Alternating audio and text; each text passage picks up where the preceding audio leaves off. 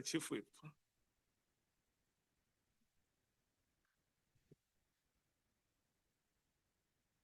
Chair, when we were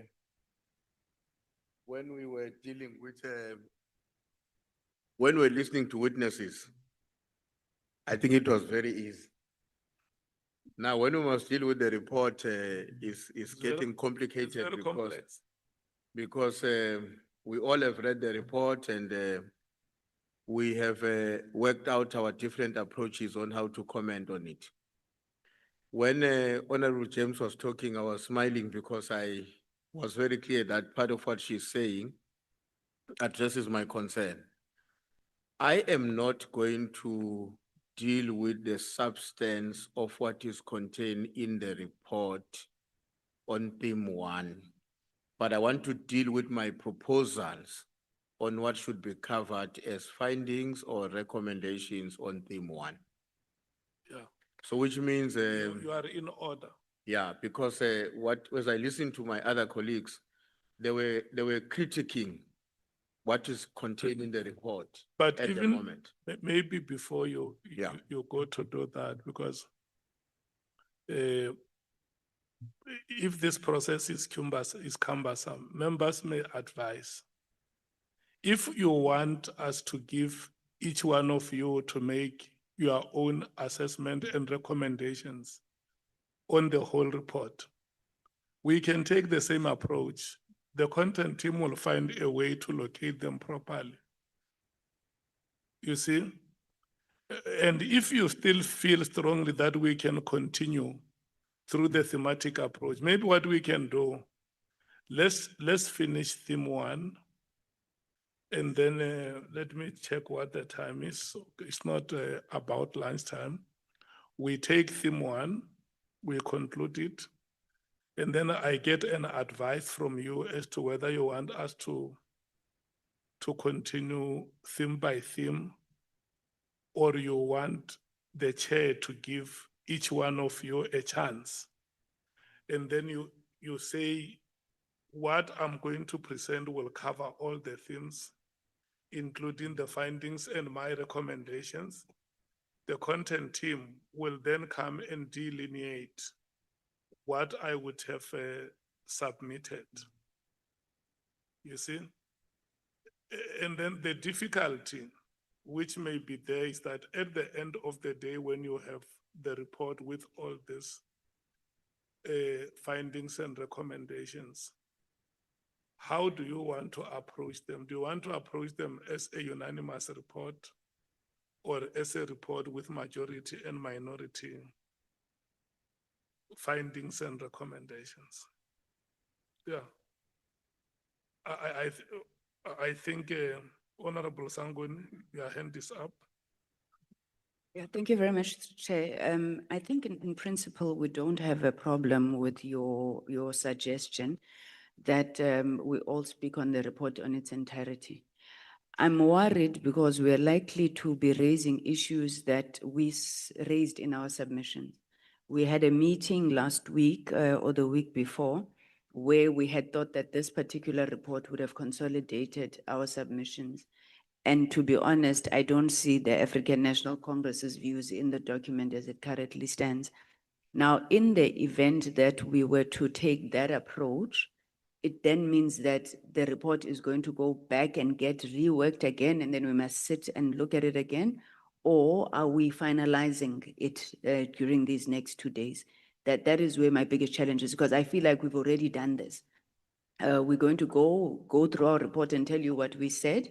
I know that you're trying to figure out, Chair, whether we're looking at a consensus, unanimity, or we're going to have minority, majority views. Are we going to deliberate all those issues here? So it's not just about depositing as we did the last time, and they were not adequately covered. Thanks, Chair. Yeah. Honorable Skosana. I think, Chair, what you've already proposed, I think that will work wonders. Even if that will have dissenting views, because we'll have dissenting views, that's for sure, it's normal. Unless we agree, maybe there's a miracle that will make us to agree, to say this report, all of us there's majority, if there's majority, so be it. We won't object to that for the sake of objecting it. But if there's issues which we are raising and we feel strongly, as members, not as collective now, some members might feel that, the recommendations are not appropriate or are not as hard enough as some of us want us to be. Though I think the way you are saying it now, it will help, because if we go by theme to theme, I can tell you now, we'll finish on Friday. I'm not rushing. I'm prepared to stay here until the weekend. No problem, Chair. Thank you. Honorable Matthys. Chair.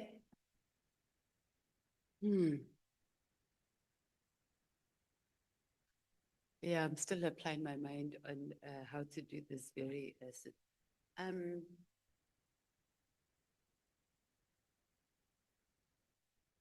So when we had our discussion, I think we discussed our evidentiary assessment in detail when we did it on that day. And then our inputs were done. But this report was presented, but we didn't go into detail. It was just to capture what was submitted, and then we were coming here to discuss it. We have a superior content team. So what I would propose is that we move in onto what our recommendations and our findings are. And then it has to find expression in any other part of the document where it needs to be. However, we're going to have to do that secondary approach of verifying that whether there is actual enough evidence to back up what it is I'm saying. For example, if I say Honorable Kosana must go and to the ethics committee because he lied under oath. I'm giving you an example. We must be able to go and under Honorable Kosana's evidentiary assessment, etc., and be able to do that. Because what I'm concerned about, if we just rush and we get to our recommendations and findings, and then the rest does not find expression under all the other themes and headings, we're going to look extremely clumsy. So someone who reads this report without having the back knowledge, it's going to be like, but how did they come up with this? Because it's not sufficiently covered. So I think the content team can run with it and must be able to find and make sure that if we agree that this must be a recommendation or finding, that it's adequately covered in any themes or any headings above in the report. And I think that would be progressive. I just don't know how we're going to handle, Chair, when we disagree on what the inputs need to be. So maybe it should be noted, and then we spend another day where we deliberate on what our approach is going to be on matters where we're not going to agree on, and that it's noted. Otherwise, we're just going to go on for a long time going. So I think we must note objections. I think I've already noted an objection to Honorable Saul on what he was saying, but we can go back and forth. So maybe on the areas where we're not agreeing, it must be noted, and then we have we allocate time where we go back and forth and summarize and agree on how we're going to move. Thank you, Chair. You listen, honorable members. You are not disagreeing between yourselves in terms of approach, because if you remember the initial proposal that Honorable Sangweni made was that let's take the report theme by theme. And in a theme where a member would want to make findings, you make those findings and suggest recommendations. So we will be done with that theme. And so now, because I can see that, and that is why I was very worried that you look very nervous and tense. It's like you are going to the examination room. And that was a sign to me that there is a difficulty in terms of how we're approaching the report. And that's why the second proposal then is to allow every member to say whatever they want to say on the report. And then if you want the content team to go back and say, we have factored all your inputs, your findings and recommendations. Let's say, for instance, on theme 1, these are the areas of agreement. And these are the areas of disagreement. Where there is agreement amongst committee members, it means it's a unanimous resolution. And then where there are areas of disagreement, that is where we will then develop an approach on how we discuss. And if we disagree, we can then agree to take an approach of majority and minority recommendations. So now, when I rotated with yourselves, I wanted to check whether you still want us to proceed with the approach of going theme by theme, or you desire the approach of allocating each one of us time to make their own observations, findings, and recommendations. And then we conclude the meeting. Honorable Souls, you were next. Chair, I know that we are not deciding on which approach we're going to use now, but Yeah. I'm just thinking, let me say what I think. I lean more towards the theme by theme, Yeah, because when we deal with the findings and the recommendations, we are now making sure that it speaks to each other in the themes, yeah, and we get to the findings. And Chair, you will sympathize with me, because what this has done in the public court of opinion yeah, is we all as members has received certain labels by South Africans. yeah, For example, I have the label that I'm protecting the drug cartel. yeah, Now I'm sitting here, and to propose a balanced view, and I mention Minister Mkunu, I will again be looked at as I'm protecting Minister Mkunu and others. But I'd rather risk that and maintain the integrity of this committee that says we will present our findings in a fair and balanced way. yeah, What we found about General Mkwanazi, the positives and the negatives. What we found about Minister Mkunu, the positives and the negatives. We present without no emotions. So what I was raising earlier was just to say, what I've spotted is the things that Minister Mkunu raised is not, there's not a balanced reflection. And so I will emphasize that.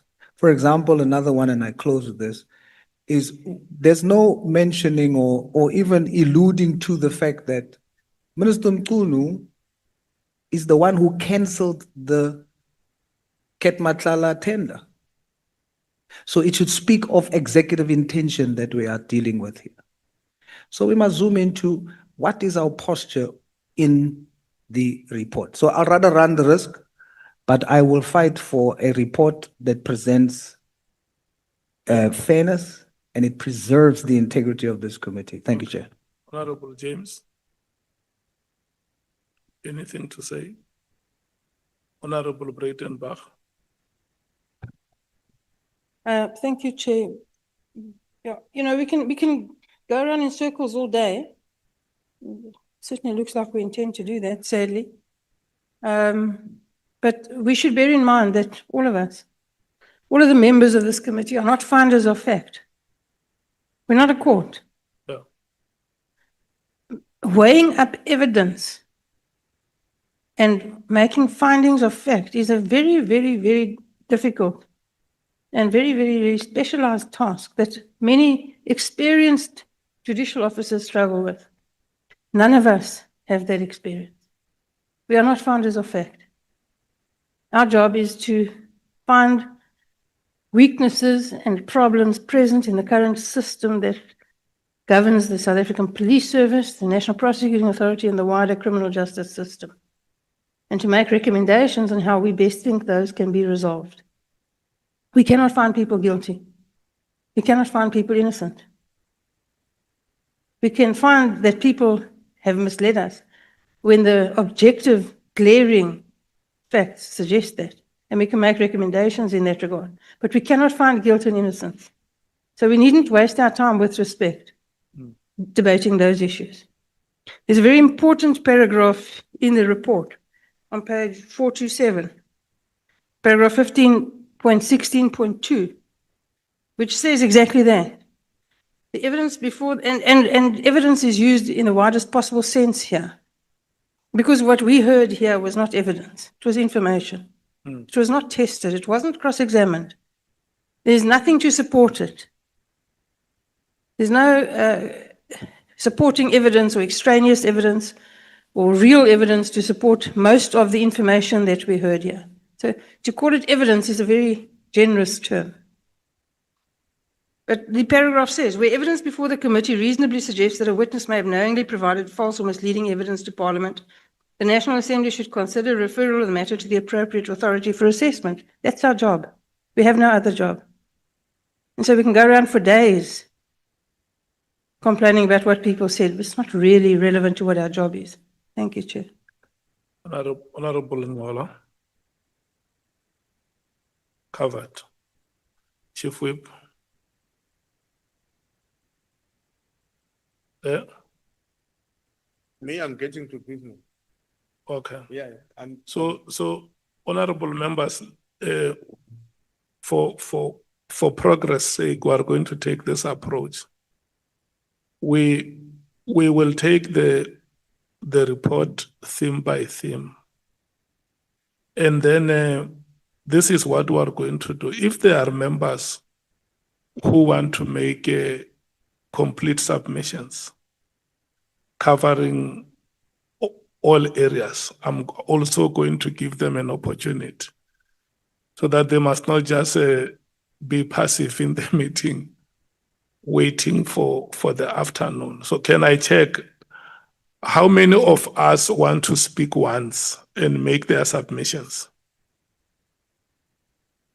Is Honorable Skosana, Honorable Matthews, Honorable James.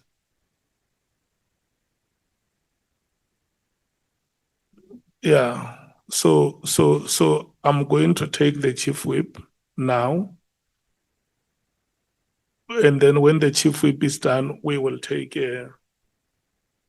Honorable James. Honorable Ngola.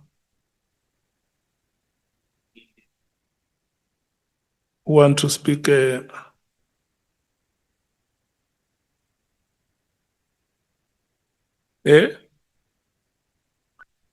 Did you understand what I'm saying?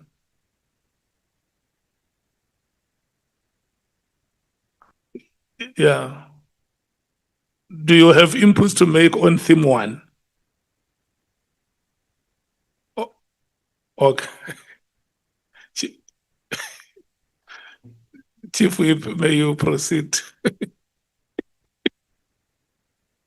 No, thanks, Chair. Chair, I'm going to make proposals, and I'm departing from the understanding that we all have read the report. We have our own views about what the report says in terms of the substance.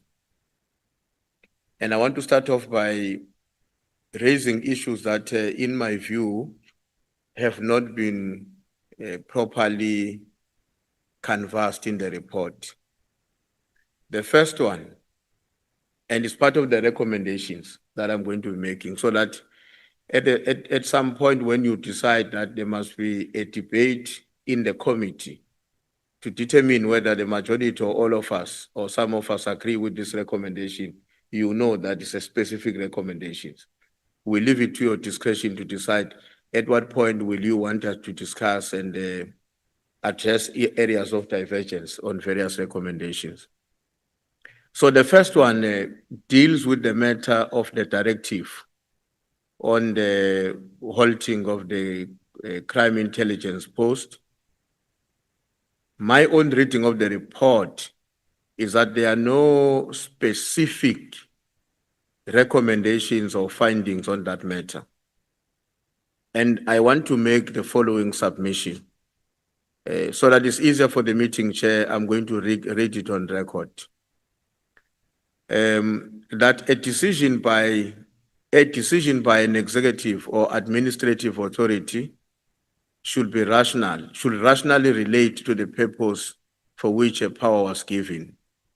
So a decision must also bear a rational connection to facts and the information available to the decision maker on which the decision is proposed to be based on.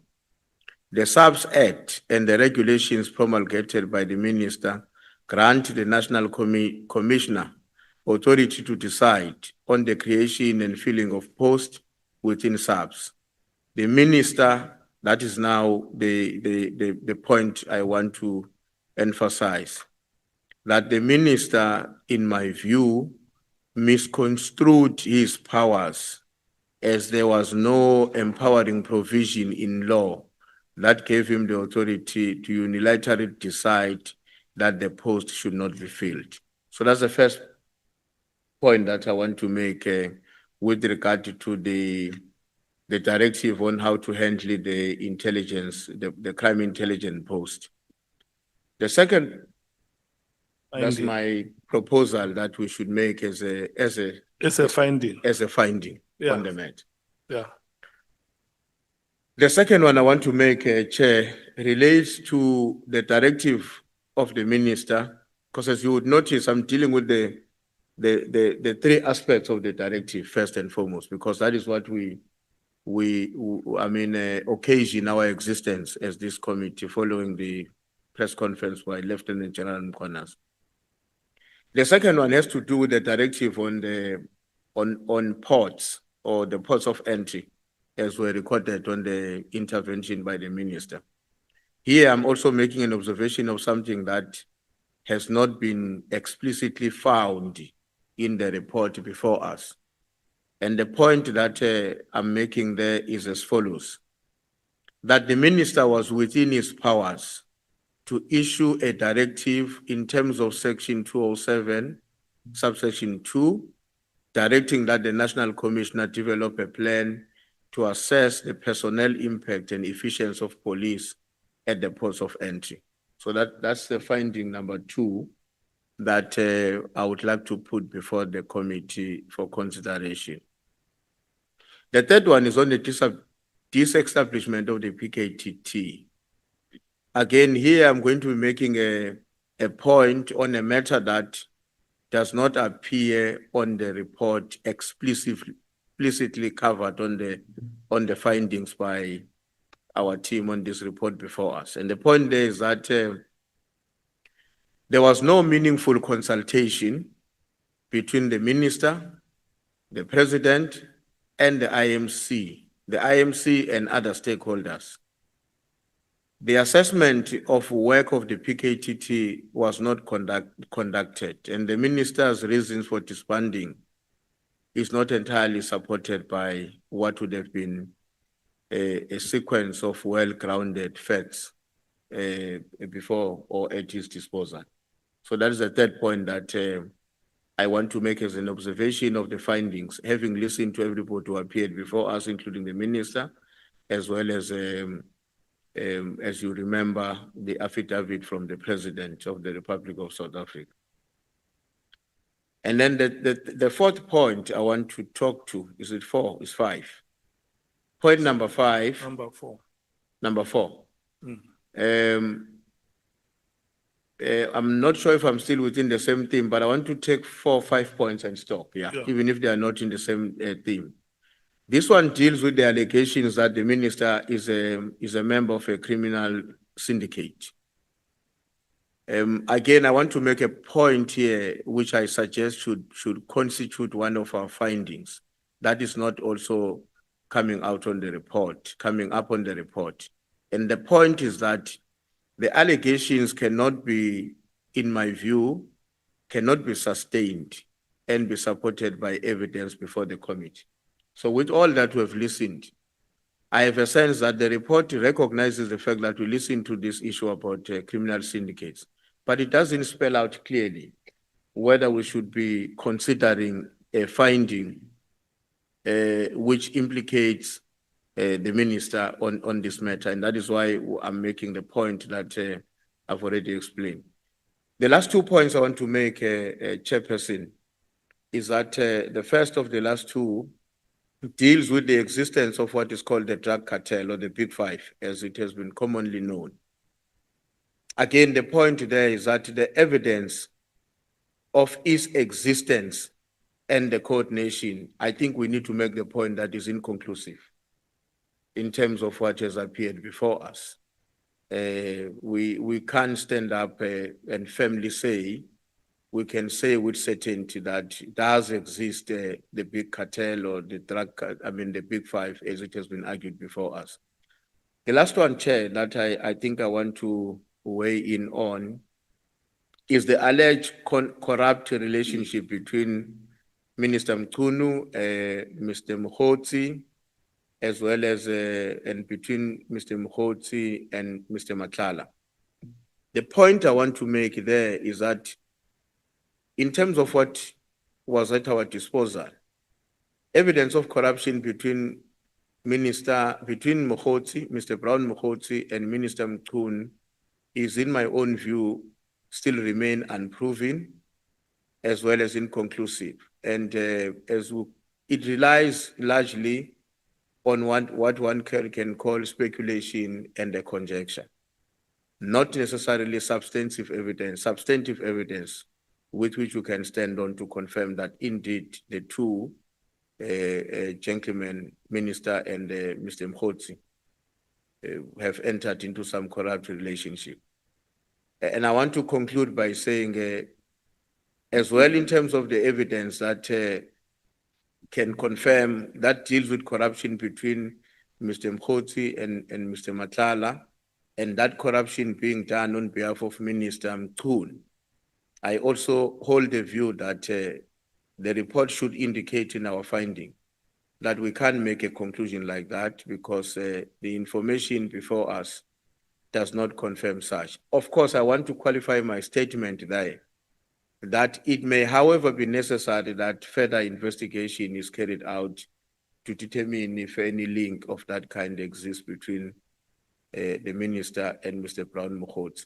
Now, I'm making that qualification cognizance of the fact that that investigation would not necessarily have to be done by the ad hoc committee. Once the ad hoc committee has concluded its work, it may have to decide which other agencies of the state would be appropriate to handle that matter so that they go deeper than what we were able to do as the ad hoc committee. So for now, I want to rest it at that point, Chair. I have other comments to make, but let me not monopolize the meeting. In the next themes. Chief Whip, because this was your slot to speak on theme one. If you still have anything on theme one, you can exhaust all your issues. You are fine on theme one. Yeah. So wait. The content team has captured what you have said for theme one. So now we're going to take Honorable James. Honorable James inputs are cross. Yeah, just Are cross-cutting. few ones. Thank you, Chair. Chair, Am I representing you correctly that you are speaking on all from theme one to theme seven? yes, thank you, Chair. And a detailed report has been submitted for you, incorporation. thank So I'm you, just going to thank you. highlight on a few Thank of you so much. our findings and the recommendations, if that's Yeah. okay. You Okay, can go so ahead. part A is part of our submission, strengthening evidentiary standards and accountability. Authentication of the evidence, the finding there, the committee received various forms of evidence, including video material relating to General Kwanaze without any accompanying evidentiary framework governing authentication, verification, or chain of custody, right? This creates a risk that findings may be based on material whose reliability cannot be independently established. So we have that finding, and our recommendation is that the committee should formally adopt and record a clear evidentiary standard requiring that video, audio, and documentary evidence be authenticated before being relied upon in any finding. Authentication should include, where appropriate, forensic investigation, documented chain of custody records, corroborating witness state testimony, and/or other recognized methods of evidentiary verification.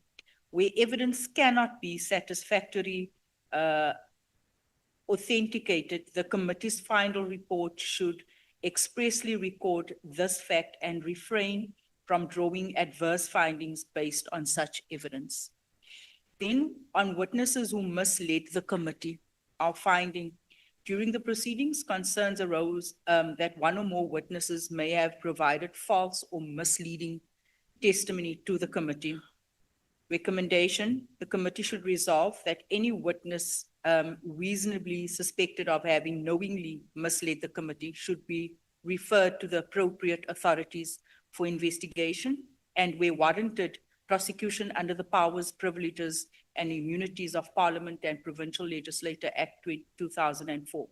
Such referrals are necessary to uphold the integrity of parliamentary oversight processes and deter further misconduct.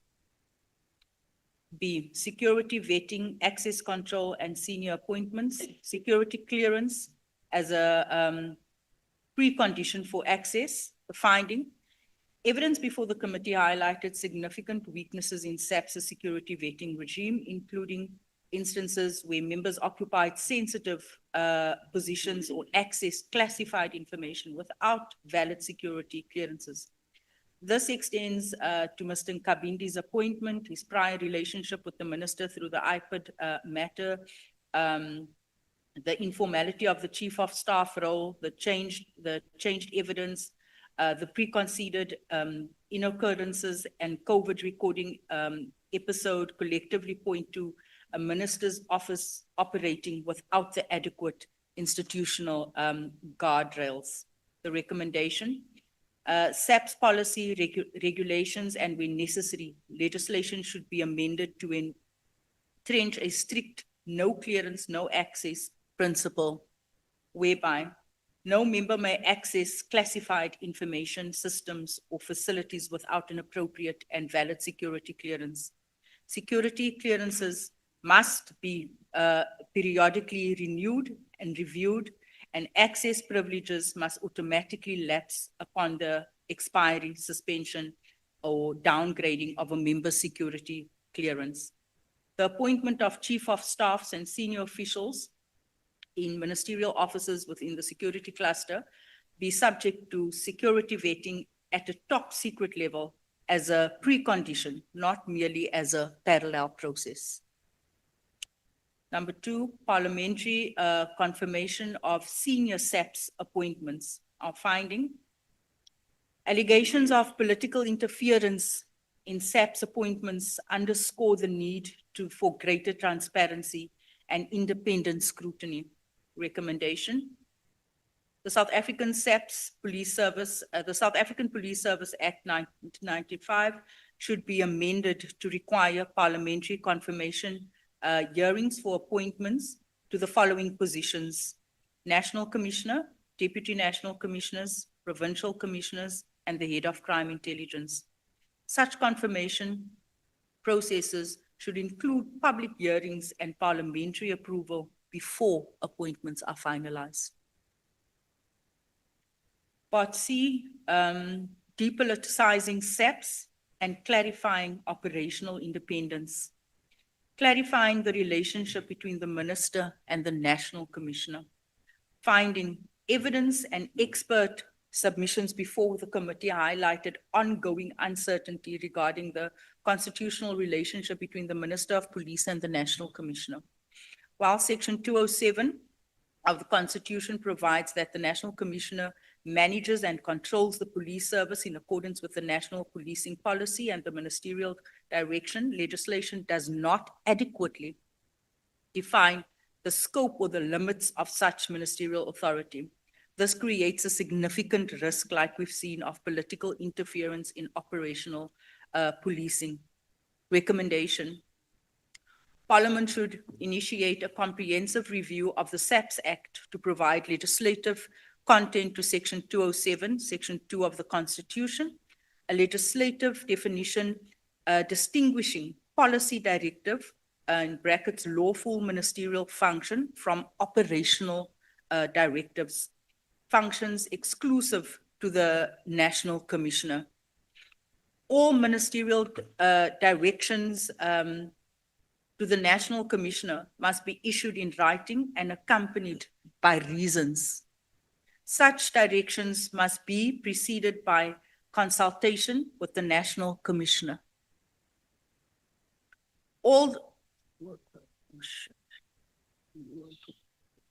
All directions must be tabled before Parliament for oversight purpose, and legislation should identify a minimum category of operational matters in respect of which ministerial direction is prohibited. These prohibited areas should include decisions relating to individual investigations, decisions relating to specific criminal cases, operational deployments, appointments, promotions, transfers, and removal of individual officers, and decisions concerning specialized investigative units, including units analogues to the former political killings task team. Can I continue, Chair? Yes. Almost done. Part D, strengthening oversight of crime intelligence. Parliamentary oversight of crime intelligence findings. Evidence before the committee identified weaknesses in parliamentary oversight of SAP's crime intelligence operations and expenditure, including oversight of Secret Service accounts. The recommendation: the oversight mandate of the Joint Standing Committee on Intelligence or other suitably mandated parliamentary structure should be strengthened to include regular substantive reporting obligations, enhanced access to operational and financial information, powers to comply testimony and documentation, and appropriate safeguards to protect legitimate national security interests. Extending the Auditor General's mandate, the finding there, current limitations on the Auditor General's powers create an accountability gap regarding the auditing of certain SAP secret and intelligence-related expenditure. Recommendation: Parliament should pursue legislative amendments extending the Auditor General's mandate to include SAP Secret Service and crime intelligence accounts, subject to appropriate confidentiality and national security protections. This reform would significantly strengthen financial accountability within SAPS and is very important. Operational and administrative reform, digitization of case docket management finding. The continued reliance on manual docket management systems create opportunities for tampering, loss, delay, unlawful interference like we've seen, thereby undermining criminal prosecutions and public confidence in the justice system. Recommendations: SAP should accelerate the implementation of a fully digitized case docket management system, incorporating secure electronic records, role-based access controls, comprehensive logging of all docket activity, enhanced evidence preservation mechanisms. Such reforms would improve case management, reduce opportunities for corruption, and strengthen prosecution outcomes. Almost done. Review of SAP's organizational structure. Findings: evidence before the committee suggested that SAPS maintains a management structure that is disappropriately top-heavy relative to its operational and investigative capacity. The recommendation: an independent organizational review should be commissioned to assess SAPS's rank and management structure with a view to reducing the unnecessary management layers, improving organizational efficiency, reallocating resources towards frontline policing, and strengthening investigative capacity. State-owned devices for official business. Findings: the use of personal device for official SAPS communications and operational matters impedes oversight, weakens evidentiary integrity, and undermines institutional accountability. The recommendation, all SAPS officials, particularly those in senior management, intelligence, and oversight sensitive roles, should be issued with state-owned phones, laptops, and other official device work for related work purposes. Such devices should remain the property of the state, be used exclusively for official business, and be subject to lawful access, audit, and oversight processes in relation to SAPS-related conduct.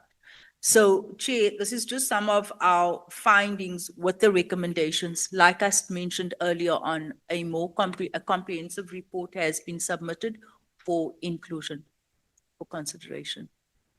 Thank you so much, Honorable James.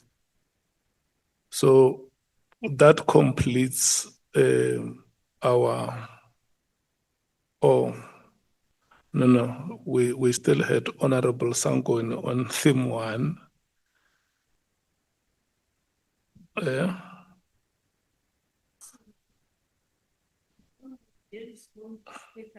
No, she has spoken to all the things. You want to do it like her.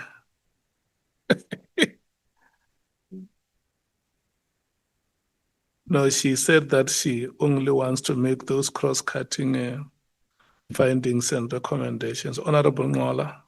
Chair, it looks like it's so difficult for you today to notice me or recognize me. No, I have recognized you. Should I proceed? I even wrote your name down.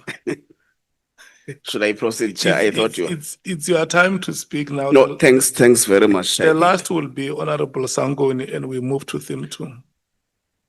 Thanks, Chair. I also wish to adopt the process done by Honorable James.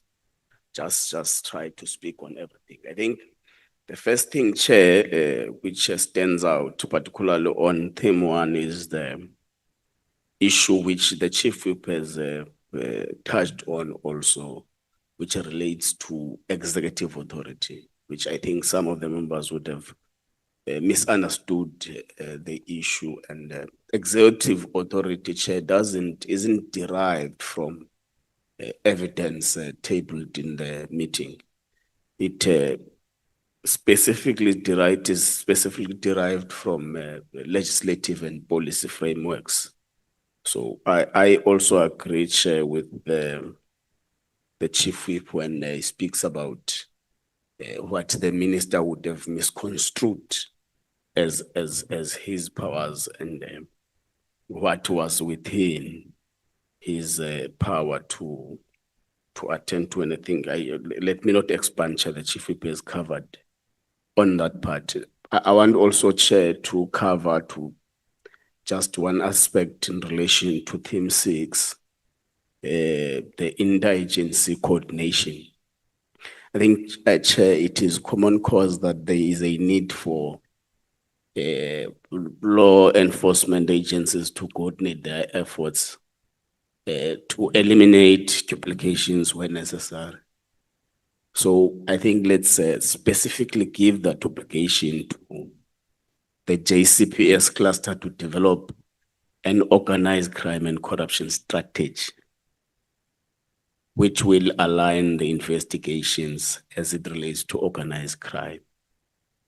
As we speak, Chair, for example, we have an issue of Mr. Matlala, whose case is in IDEC today, tomorrow is in the PKTT, the other day is in crime intelligence, the other day is in IDEC. So we do need that coordinated strategy that must be developed by the JCPS cluster to coordinate matters in a proper and efficient way, so that we don't have duplications and infighting about things that really do not matter.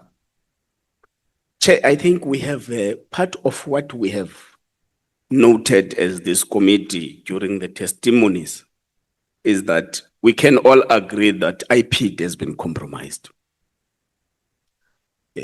compromised yearly and being made an ammunition by some people in the security cluster against some people in the security cluster. So I think, Chair, we should stress it that IPID should recruit and train investigators independently from SAPS, TPCI, and IDEC. So we should give powers to IPID to recruit its own staff. You'll recall the issues of someone being moved from crime intelligence to IDEC, from IDEC to IPID, from IPID to this and that. So we need, Chair, an expedited legislative amendment that gives IPID to do its own recruitment on issues of staff. An issue, Chair, which is raised in theme 5, which is organized crime, infiltration, and institutional resilience. Here we want to recommend, Chair, that the Minister of Justice and Constitutional Development, the Minister of Police, must also develop a framework that guides the movement of personnel in between the different enforcement organs of the state. Just what I've just said, the SAPS, TPCI, IPID, IDEC, you'll find that there is a lot of duplication in terms of recruitment of a personnel.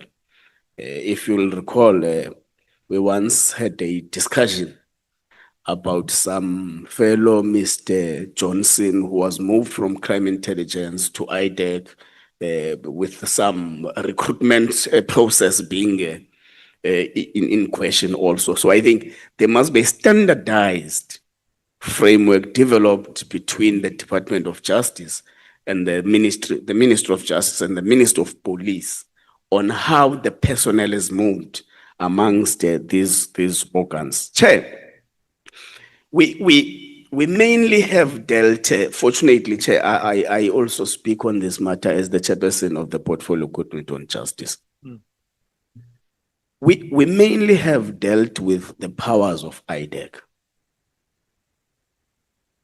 The powers of IDEC in the main are derived from executing the recommendations and findings of the Mpati Commission, of the No-Gen Commission, of the Zondo Commission. But the NPA Act actually allows them to deal with any matter of serious corruption matter that they deem it fit to deal with. And Section 27 of the NPA Act actually accords them powers to act on referrals where a certain Mr. Ngola suspect that a certain Mr. Skosana has been involved in a serious corruption matter, and I go and make an affidavit. But we think in the main, Chair, the threshold to those referrals is just too low, in that it just requires me to present my face and do an affidavit, and it ends there. Then IDEC investigates. So our thinking, Chair, around this aspect is that the Portfolio Committee on Justice should look at amending the NPA Act, in particular, Section 27 that gives powers to IDEC to act on referrals. Because the allegation at the face of our people is that IDEC, through that Section 27, is now being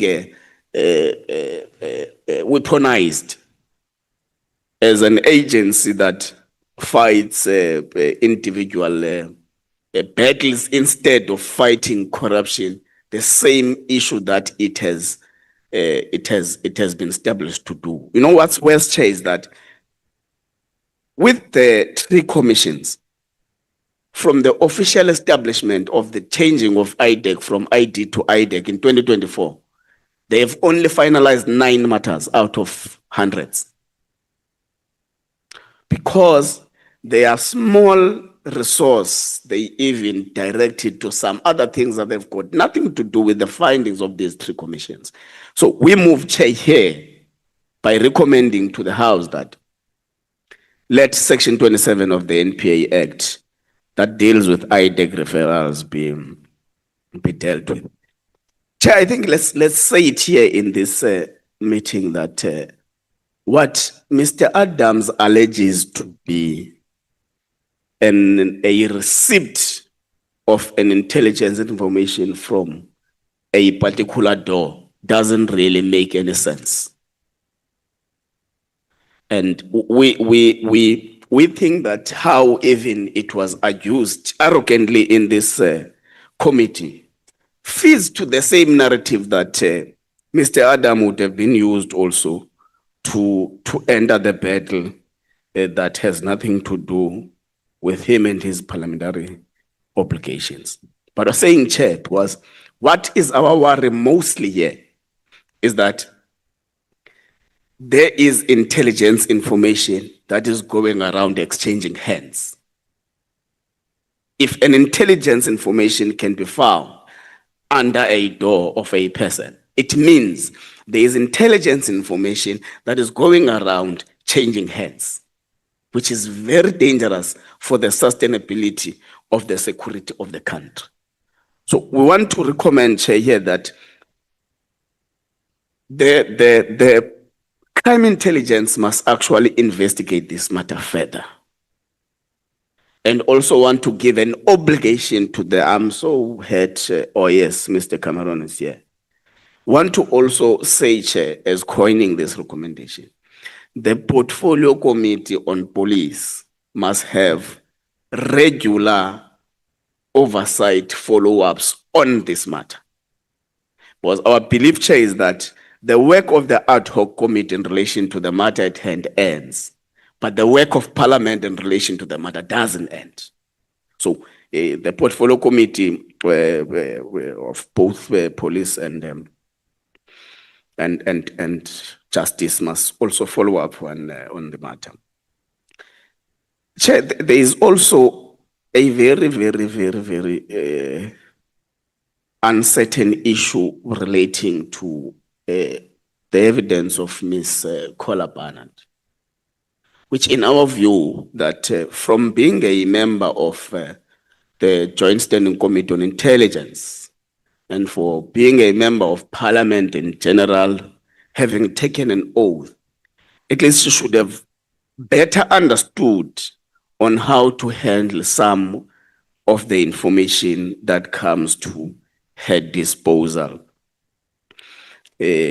Most particularly the issues relating to intelligence information, whether classified or not classified, whether what kind of classification is it. Our understanding is that Ms. Kola Barnard was in a better position, having served in the Joint Standing Committee on Intelligence.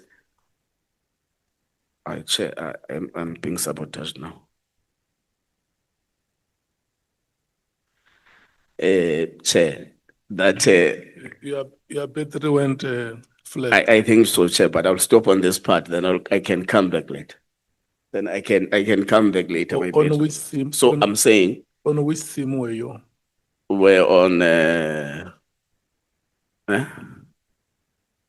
last one. But so we're saying here, Chair, in respect to the conduct of Honorable Kola Barnard should further be referred to the Ethics Committee to further run an investigation on and make a determination of what Parliament needs to do in respect of that. And Chair, we're doing this in our understanding, not only for this ad hoc committee, but even for ad hoc committees to come. So what did you recommend on the assessment of Honorable Adams? We recommended, Chair, that let the crime intelligence investigate further on what would have happened in respect of the document that was said to be an intelligence document, and the portfolio committee on police must regularly follow up on Yeah. on, What is the reason for exempting him from the Ethics Committee of Parliament? we can also chair add and say we can add him that the Ethics Committee of Parliament must also Yeah, because follow you, up on. if you recommend one and you leave the other, all of them are members of Parliament, and the Ethics Committee regulates the conduct of. Yeah, I mean, if that recommendation is accepted, just for completeness sake. thank you, Chair. Yes, we fully agree. And Chair, we also want to recommend that also Ms. Mashale must be investigated for her conduct in disseminating the intelligence information. You'll recall, Chair, that she also said that she exchanged information with Mr. Adams, and some of which was even posted on some portions of it was even posted on social media platforms. Chair, I think we part of what becomes our observation is that we've got a serious vetting problem within crime intelligence. Because you find that crime intelligence vets itself. It's more like, Chair, you come, we vet ourselves. So it becomes easy for those who want to deal with a certain Mr. Nduli to deal with him in respect of the vetting outcomes. So we recommend, Chair, that crime intelligence must have an agency for vetting, both crime intelligence and SSA. There must be an establishment of an agency that deals with vetting. You'll recall, Chair, that here we even got allegations of people having been employed within crime intelligence whilst having criminal records.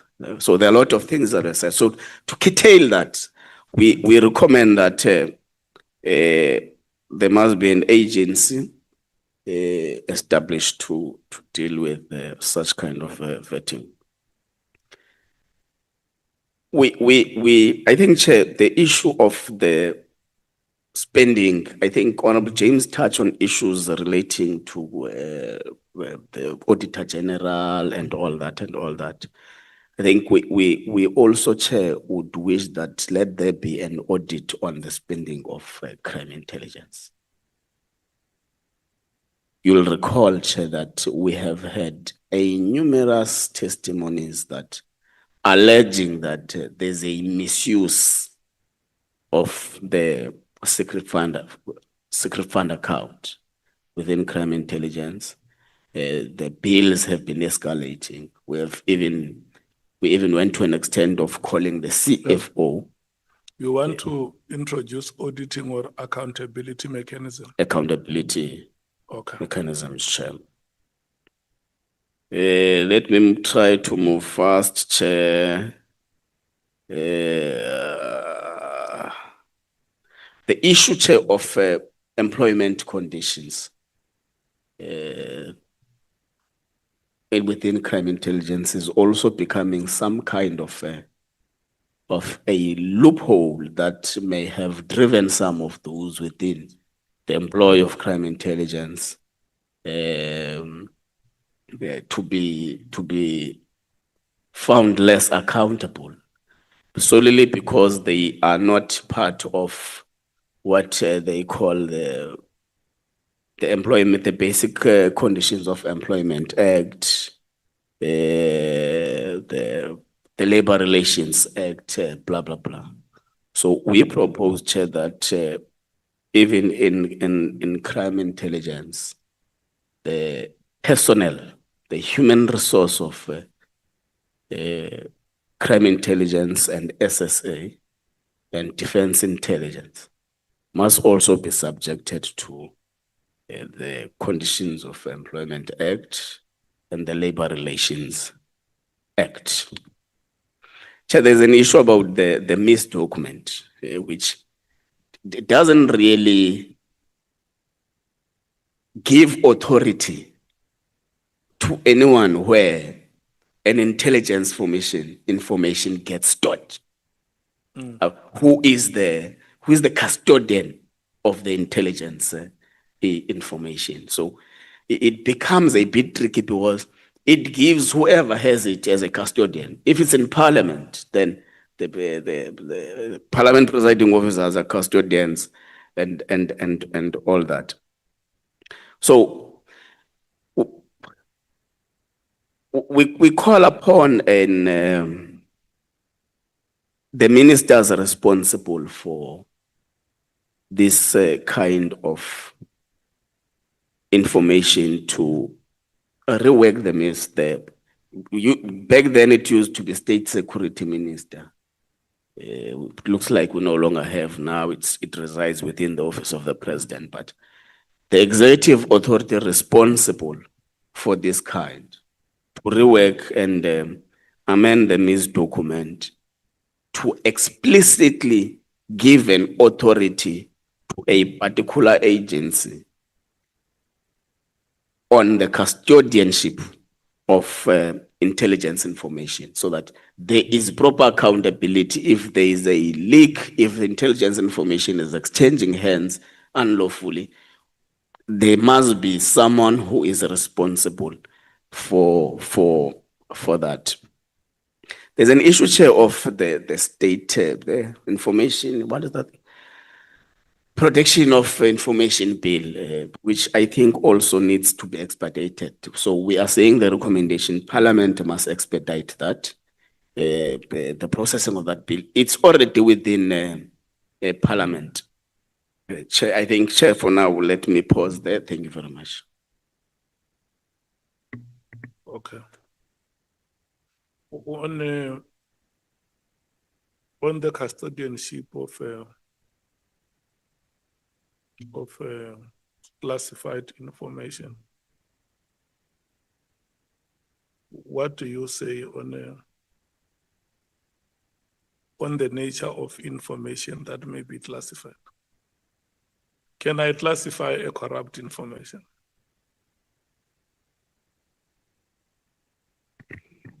No, Chair, that's one of the reasons we want an authority to know what it's. If there was some part of what becomes our observation is that it's to a certain level or to a certain extent, we tend to hide crime through classification. We use classification to hide crime. So that's why we say there must be an authority. Of course, Chair, that's why because it's in two parts. The first part is on, which you spoke to, is on classification. Yes. Which you recommend that there should be one central agency. Because now, as it stands, the author of the document is the one who has the power to classify or declassify. Yes. And then secondly, you are also adding to that recommendation that maybe even the nature of information that is to be classified, you need to categorize what kind of information can be classified and what kind of information may not be classified.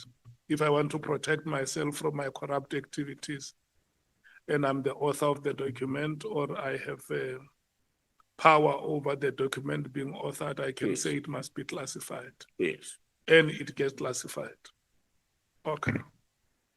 Are you done? Yes, Chair, for now. Yeah? No, it's not for now. You're not going to abuse my members in the meeting. Yes, Chair, I'm done. Okay. Honorable Bradenbach, do you want to say something? Oh, okay. Welcome, Honorable Cameron and Honorable Mwango. Can you just make sure that they have the relevant documents, Honorable Mwango and Honorable Cameron? Okay, Honorable Sangoni. You were the last on theme one. Thank you very much, Chairperson. The truly superior content of Honorable Nduli and Honorable Ngola has covered me. I just want to make just one addition, I think, to the issues that Honorable Ngola was dealing with around the IGI. And we are obviously concerned about the conduct of the IGI when he had been requested by the minister to profile Ms. Mashel. And we think that there should be an investigation by the relevant intelligence authorities into that. And then on the matter of the Border Management Agency that Honorable Nduli had raised, we also wanted to propose, in line with the report, a referral to the portfolio committees on Home Affairs and Police, but also the vetting of personnel at the BMA. I think at the center of the dispute that arose between General Musigiri, I think, and the minister was the implementation and interpretation of a section of the BMA, which specifically says that, and I just want to refer to it now, Section 4.2 of the BMA Act, which provides that border law enforcement functions within the border law enforcement area and at ports of entry must be performed exclusively by officers of the authority. So we support the referral of that to the portfolio committees on police and home affairs, but that the SAPS must also ensure that all members who are deployed to these ports are vetted as a matter of agency, and lifestyle audits when necessary should be conducted. Thank you, Chair. Thank you so much. And I'm going to request to members that where we propose that matters or recommend that matters must be referred to respective law enforcement agencies. We may also need to come with time frames on the regularity of reporting before Parliament, so that you don't have an ad hoc committee this year and 15 years later, the recommendations remain unimplemented. It's something that Van Zyl goes, we may have to look into on the time frames on our recommendations, so that we become action orientated. Can we move to theme 2?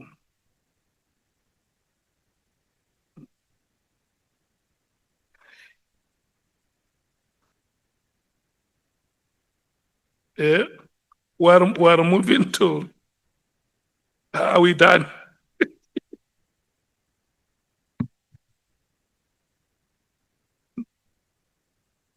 Theme 2, honorable members, is on operational effectiveness, task team governance, and case management. There are some of the recommendations that have been made by Honorable James and Honorable Ngola, which pertain to this theme that we are dealing with. Can I check those who want to speak to theme 2?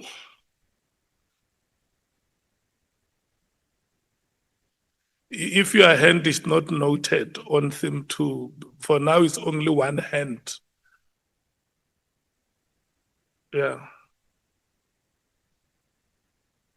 So for now, Chair, we are taking themes, not the. No. I said I'm going to exercise the degree of flexibility. Okay.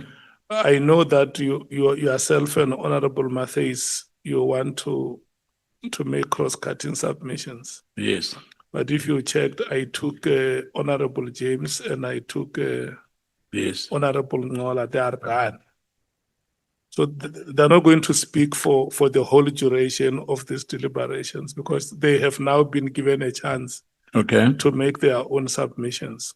And as well, are we allowed to send it to the Secretariat? Because if I have Yeah. to do the whole thing, Chair, it's going to take long. Yeah, what I'm doing, I'm exercising a degree of flexibility. Okay. So if we give you a chance, like if you saw what she did, Yes, yes. she said, I'm not going to read everything because I've already made a submission, but I have points that I want to emphasize in this meeting. You see, it's particularly on the findings and the recommendations. So at the time we note you, we may want to check. In fact, the most efficient way would be to check with you how much time you may need so that we don't allocate your time and you speak for the next 2 hours. Yeah. Okay. Honorable Souls on theme 2. Are you ready? Yeah.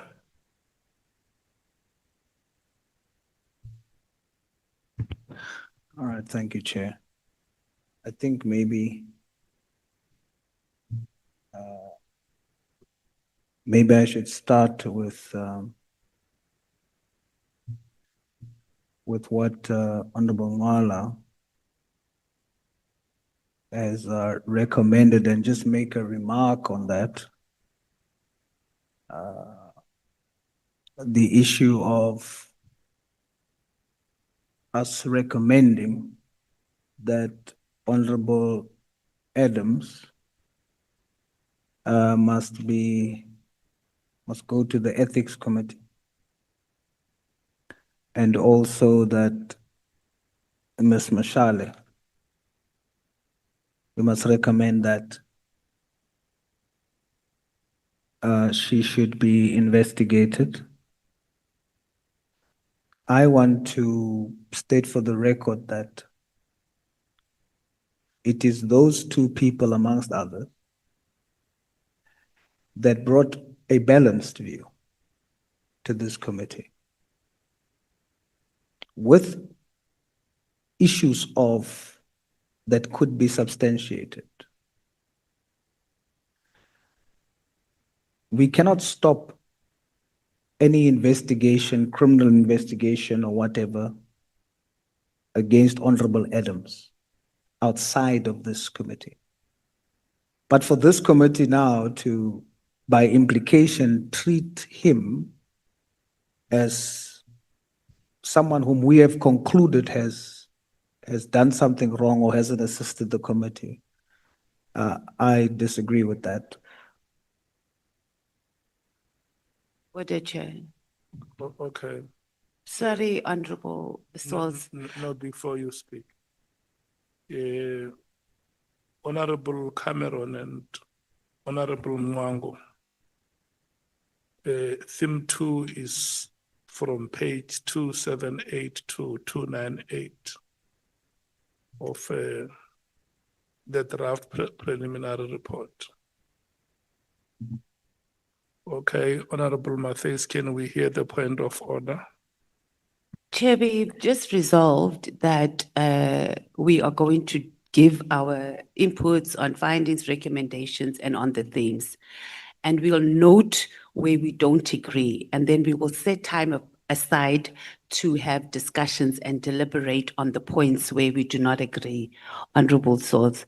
So I think we must move in that direction, otherwise we're going to go back and forth. And it was something that we had agreed to as a committee, Chair, that we deal with the points of contestation amongst us at a different time. And right now we are just providing our inputs on what we can capture. Thank you, Chair.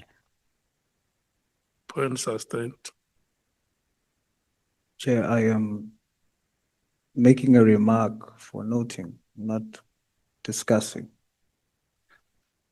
Honorable Nwala has made his input. I'm stating mine for noting. We're not discussing. Later on, we can deal with the merits, but I have to state that we must not treat it as though there was no contribution made.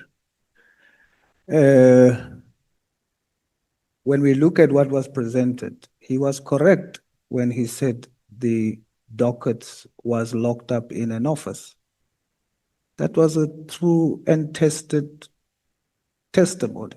Now to treat it as if it's unethical and so on, it's something up for debate. But I must make a remark similar to Ms. Mashale, who was a whistleblower. She brought her evidence here. Now we want to treat it as if it was criminal in a sense. So I'm making a remark, Can and I have a right rise to on a do so. point of order? I'm making a remark. We can discuss Can it I rise later, on a point of order? Chair? but I'm merely making a remark. Okay, let's hold it there. Honorable Souls, here I see there are two hands, Honorable Nola and Honorable Skosan. Chair, it is basically deliberately misleading to say what we have submitted suggests that we have found people guilty. Hence, our argument, Chair, was that let there be an extensive investigation on the matters. And the matters we have raised, Chair, are undisputed matters. It's not disputed, Chair, that Honorable Adams found a paper or an envelope under the door. He said it himself.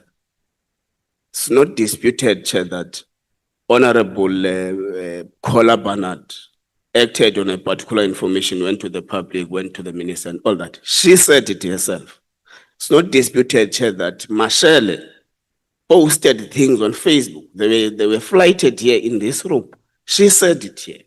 So if we recommend a further investigation, we don't say anyone is guilty. We don't say anyone we have got overwhelming evidence against. Hence, we're saying an extensive investigation must be conducted. So I agree with Honorable Mateis. We're going to have a problem, Chair, here, if people do not make their submissions, and then we come down and say, on point A and B, this is where we disagree. Then we'll have an issue, because the more we want to entertain other people's submissions instead of advancing our own submission, is going to cause us to go back and forth. So from where I'm seated, Chair, Honorable Souls out of order on two aspects. One, misquoting what we have submitted. Two, continuing with what we have said is going to have to be given time to be dealt with. Thank you. Honorable Skosan. I think Honorable Ngola said mouthful, because I just wanted to say that otherwise we're not going to go anywhere. I'm going to make a submission, somebody's going to raise his hand, and you know, we'll go, we won't fit in the chair.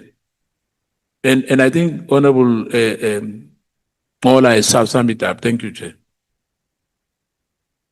Honorable Souls, the point of order is sustained.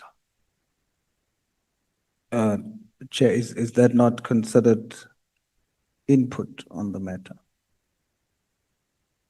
Are you saying that the point of order is that I must raise what I'm raising in a later part of the meeting? Or are you saying it must not be raised? No, the point of order is that you do not respond to what other members have said. Make your own submissions. Yes, that's part of my submissions, but I'm saying, are you saying that I should raise what I'm raising, not now, later? I just want to understand the point of order. No, we are now on theme 2.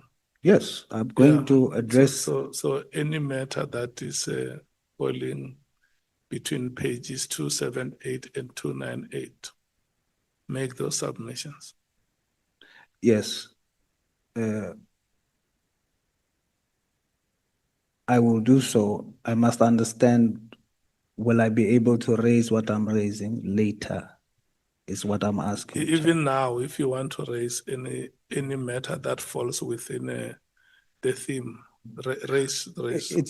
Our format is that we've agreed on themes. Yeah. Honorable Nwala has done the whole thing, his whole thing. Yeah. So in other words, myself and Honorable Sangoni, for example, is doing theme by theme.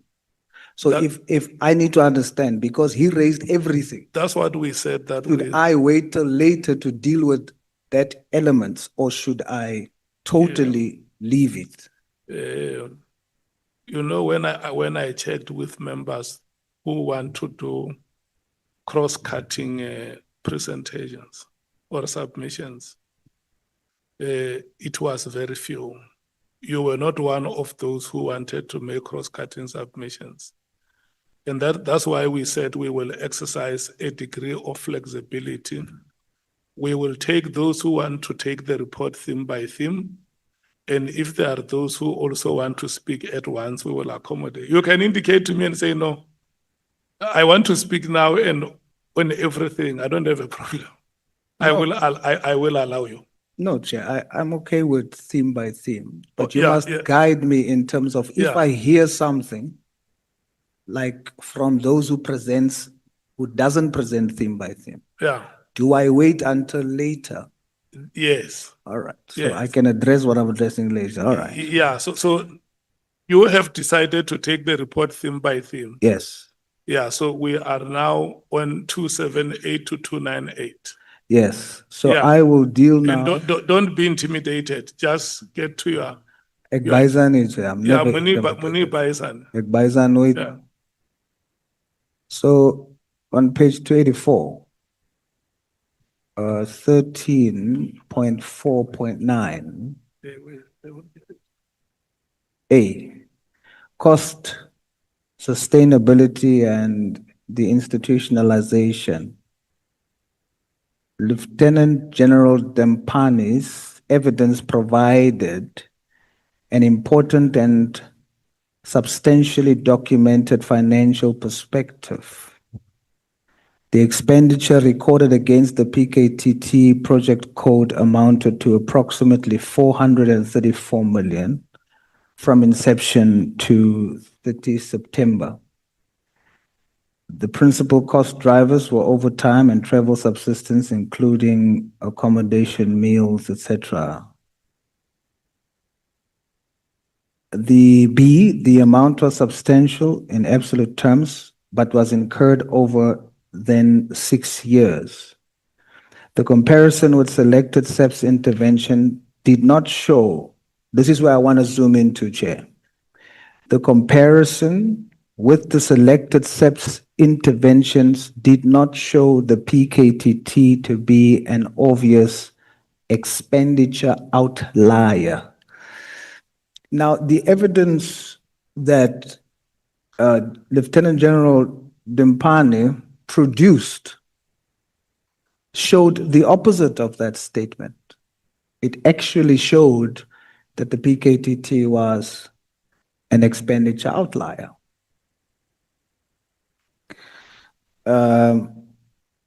So that should be reconsidered.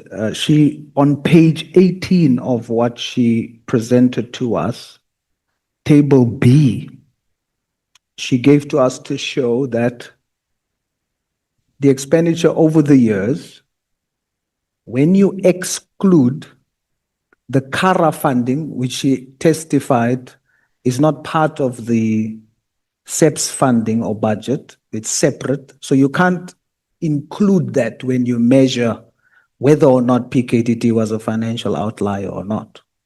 So when you exclude CARA, which was 1.1 billion, and you exclude the 2021 unrests, which in the financial year 2025, 2026 was zero, so you can't consider that either in determining whether PKTT was an expenditure outlier. So when removing those two and then comparing the PKTT with Thunder in Cape Town, with the March shutdown and the Amanguzi cross-border KZN, it then becomes clear that PKTT in comparison was the expenditure outlier. It's there, but the report says something else. So I make that submission, Chairperson, that it is not correct for the report to say that the testimony of Lieutenant General Dempani was saying that the PKTT was not the expenditure outlier. Most was spent. Most of the budget over 5 years was spent on the PKTT. That's the fact. Then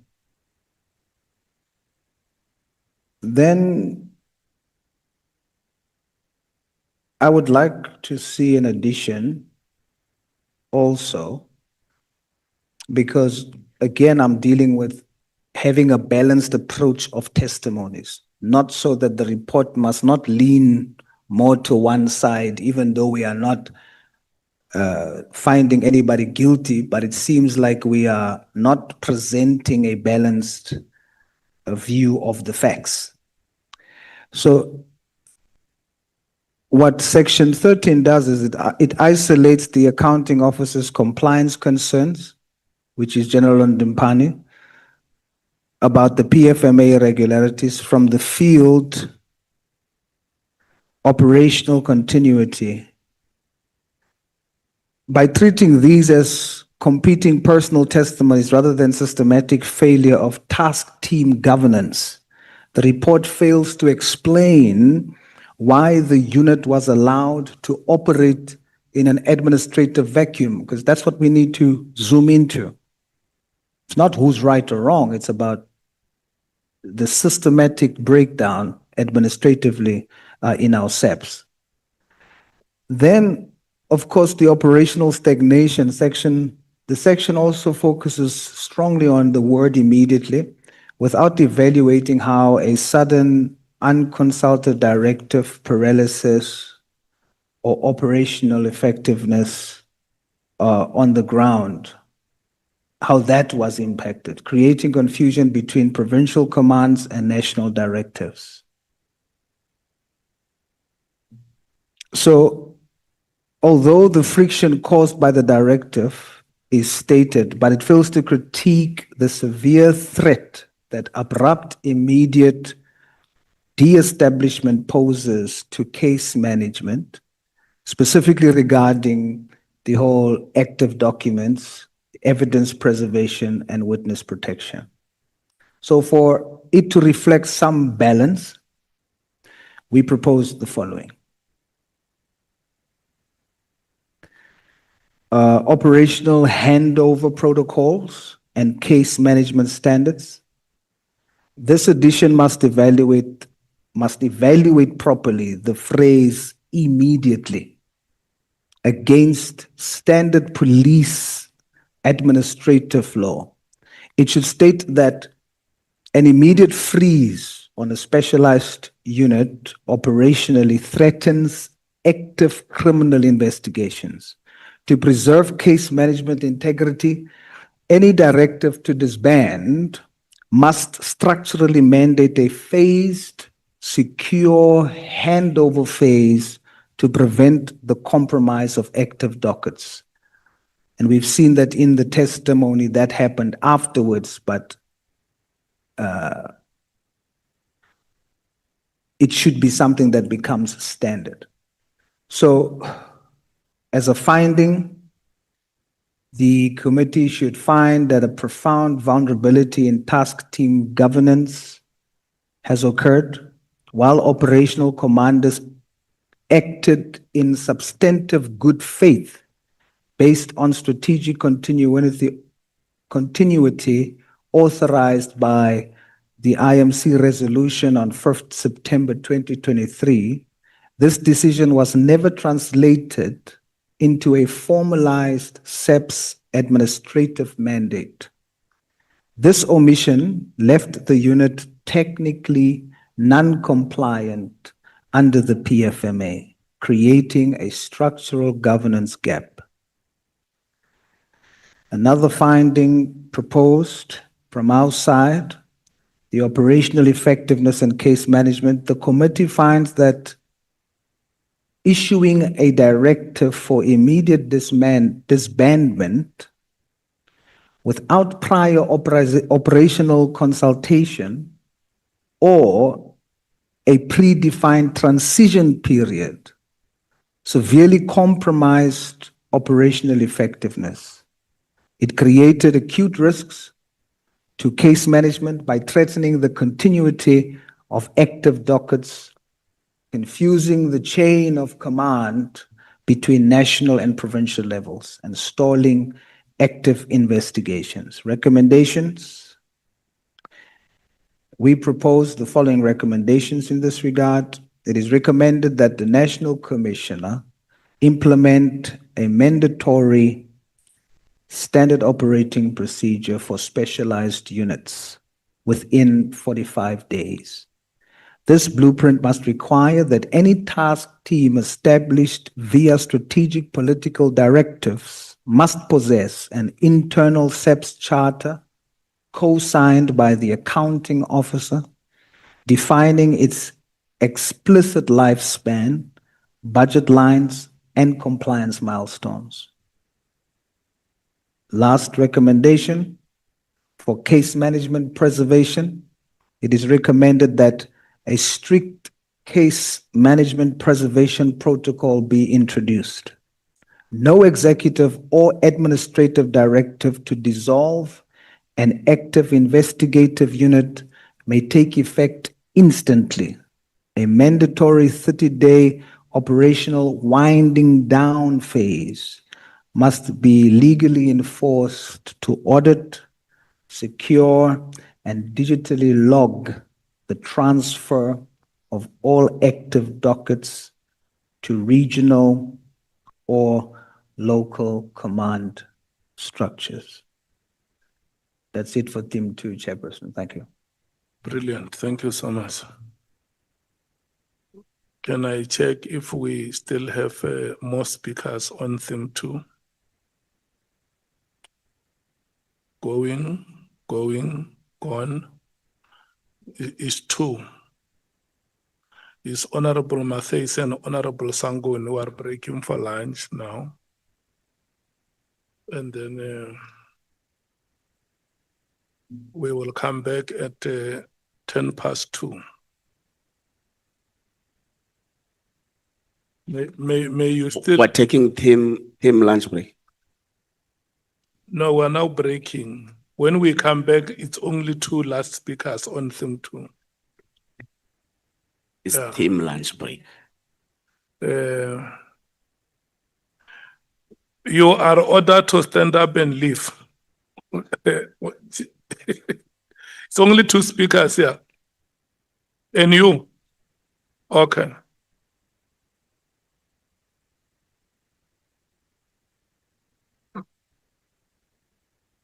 You are ordered to stand up and leave.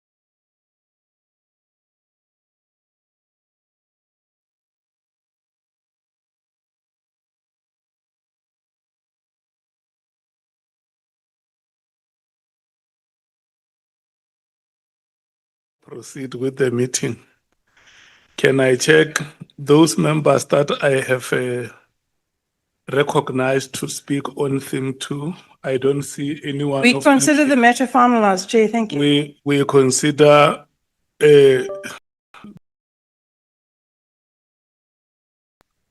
can I note hands of members who want to speak on theme 3?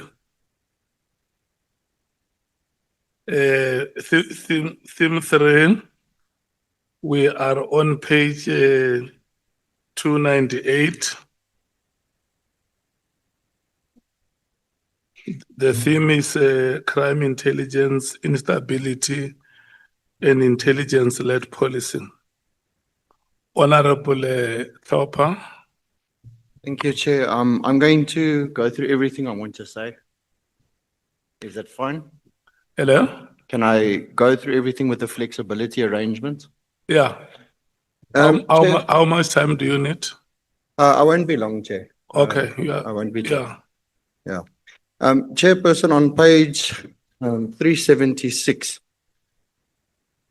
14.2.8, it speaks to, I just need to get there, sorry, with the device, the IDAC and the MPA structures and so forth. And it speaks also on 392, 14.15.4. So I bring those two together, and as well as the recommendation of 5.2, that the wording of the MPA, including IDAC under MPA, should say truly independent, free from executive overreach, and as well as financial independence. I'm not of the option that the NPA is currently independent, as what the report would suggest. There is a recommendation that they have independence, but I think that they should have their own budget. They should be financially independent, Chairperson. So that speaks to recommendation 15.2 as well. Chairperson, then I will move to page 382. Chairperson, I don't agree with this paragraph at all in the sentiments that it gives. And it says that, and I'm not arguing that there is enough evidence to say that the guilt can be placed at the feet of either the minister or the SAP's leadership. But the buck needs to stop at the actors that are at the top of their respective spheres, whether it be executive or operational. And that this responsibility then needs to be shared, but the buck does stop by them. And to say that it is just, how can you say, overall accountability of governance, it's almost like a cop-out. And I think, Chairperson, that we must really word this, that the people who are responsible for their specific tasks need to shoulder that responsibility. Otherwise, we can, every time something goes wrong, just call it a governance accountability issue or a trouble, without those who are actually in charge and receive the salary to actually take accountability for their actions. Chairperson, that would be 14.7. And then in 14.5.8, it speaks of the IGI. And I think that is also very important because the IGI report never saw the daylight in this committee. And I think it's being used as a smokescreen. And I think that the recommendations need to really speak to where IGI or where secrecy ends and accountability starts. Chairperson, we can move to page 384.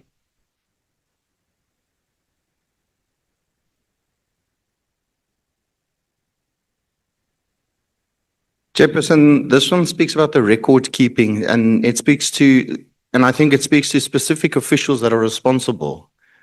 Again, it's in the recommendation, it's very loose to say, what should be done. But we also have to say, who was in charge of these dockets that were moved? What is the accountability there? And it is a major problem. And I don't think we can just leave it as a matter of future fixing. but it has to be fixed what has happened and somebody has to take responsibility. And this matter should be then investigated further and find out who was ultimately responsible. And the consequences need to follow. There needs to be consequence management for this type of failure. Which number is that one? Sorry, Chairperson, that would be 14.7.3. And that would go with recommendation 15.5 of the dockets. Okay. It's page 384. Yes, Chair. Okay. Sorry, I just now need to find my page again.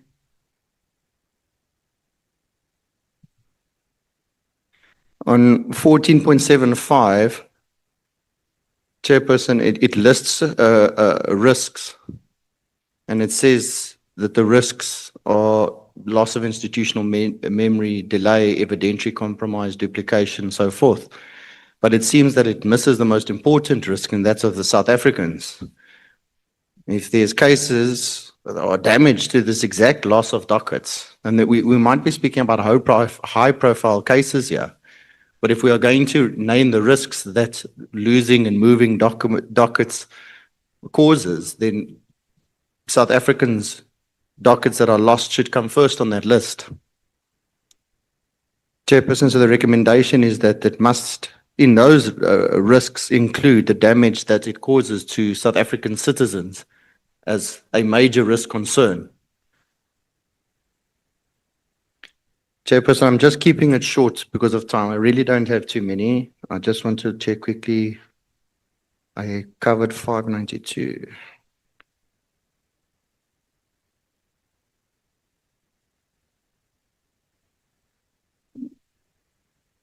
Chairperson, page 592. There's a weakness between SAP's crime intelligence, DPCI, IDAC, IPID, NPA. And Chairperson, in this committee, we heard that there is communication and they understand it. We've done oversights at IDAC just recently. And when questioned on communication between SAPS, IDAC, NPA, etc., it was said that there isn't a problem. And then in recent interviews that we've seen on TV and on social media, you again see that there's some issues and communication challenges between high-ranking officials in the SAPS and high-ranking officials in IDAC. So there's obviously an issue within this communication, and I think in the recommendation there needs to really be a structure of communication between SAPS, IDAC, NPA, DPCI, and so forth. Is it communication or competition between? I would say communication because the questions were all on communication. And it was indicated by Advocate Johnson that there is no communication problems and it's a media thing that's created the impression that they don't have synergy and proper communication. However, just in recent statements again made televised, there was a communication problem between high-ranking officials and IDAC. So I think that this recommendation needs to be boldly stated, Chairperson. Chairperson, I won't repeat the point, but again, 5.29 is the wording of the NPA must have true independence of financial independence. It must include financial independence, Chairperson. Chairperson, I will end there. Thank you very much. Okay. Thank you so much. Can I check? Do we still have members who want to speak? Yeah? No. We have now just concluded theme 3 because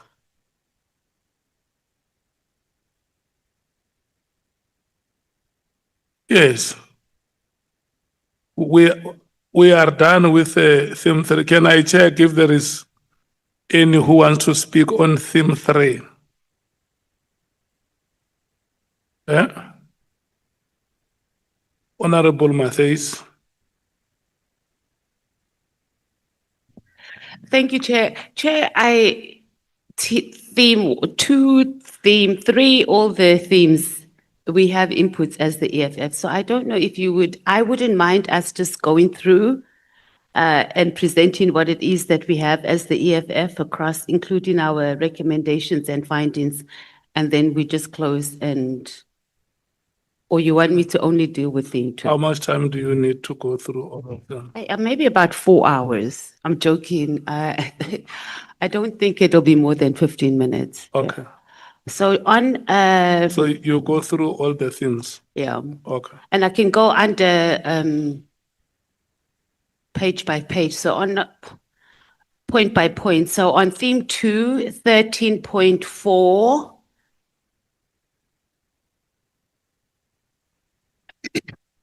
13.4, and then we go under F.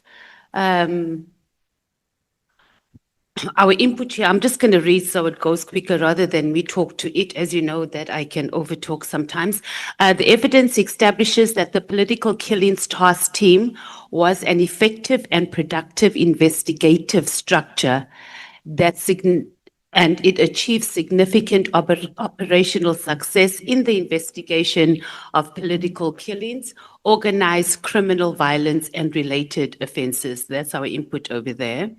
And then we move to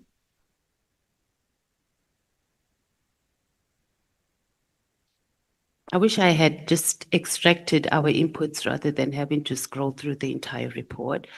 Under 13.4.14, and then after section F, we would just like more clarity on the National Commission, and we think it should be captured like this, that the evidence establishes that Lieutenant General Sabia played a significant role in decisions relating to the transfer of the 121 dockets, the future of the PKTT, and the broader operational matters examined by the committee. That just doesn't come out very clearly in that regard. And then under theme 3, 13.5.2, and then just under B, our input there is that the evidence demonstrates that crime intelligence experienced prolonged leadership uncertainty, extensive vacancies, contested appointments, governance disputes, and operational instability during the period under review. And then we go further under F. This needs to be clarified.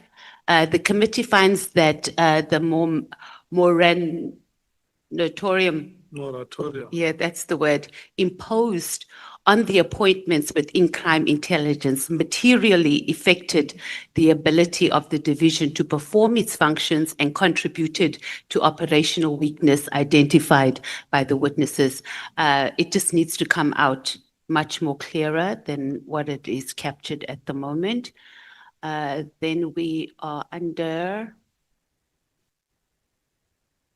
I'm skipping through a lot of pages. Just bear with me, Chair. It's only because we've captured our inputs on the actual report, so I have to see where we at. Then we move under 13.6.3. The relationship between Minister Mkunu and with Mr. Mokhotsi. And then under G, our submission here is that the committee finds that the accumulative effect of the evidence creates a reasonable basis for concern regarding whether public institutions and decision-making processes may have been vulnerable to improper external influences. The committee further finds that the evidence presented regarding the interactions between Mr. Mkhlala, public officials, and other individuals connected to matters before the committee warrants further investigation by the relevant law enforcement and anti-corruption authorities. The committee finds that the evidence concerning the relationship between Minister Mkunu and Mr. Mokhotsi was characterized by material inconsistencies that were not satisfactorily resolved during our inquiry. And the evidence demonstrates that the differing explanations provided regarding the nature of the relationship, the frequency of the interaction, and the extent of the communication between the parties The committee also finds that aspects of the evidence presented on the issue were contradicted by documentary material, communications record, and other evidence placed before the committee. And the committee further finds that these contradictions raise legitimate concerns regarding the accuracy and the completeness of certain explanations provided during the inquiry. The committee finds that the evidentiary record establishes sufficient grounds for a comprehensive ethics and integrity investigation into the relationships, communications, and interactions between public officials and private individuals implicated in matters before the committee. And then also on to 13.6.14, and then under subsection D, the committee finds that the evidence concerning Mr. Brown Mokhotsi is one of the most significant and reoccurring features in the inquiry. This evidence demonstrates that Mr. Mokhotsi's name appears repeatedly across multiple and otherwise unrelated evidentiary strands examined by the committee. And the committee finds that the evidence relating to Mr. Mokhotsi emerged in relation to communications provided by senior public officials, matters concerning the PKTT, issues related to Maklala, interactions involving the Ministry of Police, and broader allegations. The committee further finds that the reoccurring appearance of Mr. Mokhotsi across multiple evidentiary stands cannot reasonably be regarded as incidental. The evidence establishes that Mr. Mokhotsi occupied a position of unusual proximity to individuals exercising public power despite not holding a formal position within SAPS, the Ministry of Police, or any other relevant law enforcement structures. The committee finds that the evidence raises serious concerns regarding the extent of Mr. Mokhotsi's access to information, decision makers, and matters falling within operational responsibilities of state institutions. The committee further finds that the explanations provided regarding the nature, the extent, and the purpose of Mr. Mokhotsi's involvement were not always consistent, and it did not satisfactorily address concerns raising from the evidentiary record. The committee finds that the evidence demonstrates the existence of communication and interaction that warrants further investigation by competent authorities. The committee further finds that the evidence establishes prima facie basis for investigating whether improper influence was exercised over public officials, law enforcement institutions, or operational policing matters. Then we move on to 3.7.7. Under D, however, the committee finds that the evidentiary record discloses sufficient grounds to justify further investigation into the nature of Mr. Mokhotsi's relationship, activities, and interactions. I just read that, didn't I?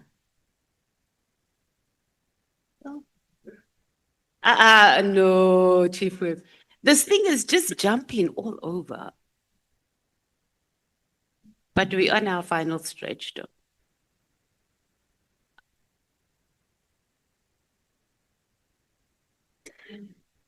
You learned from me, Chief.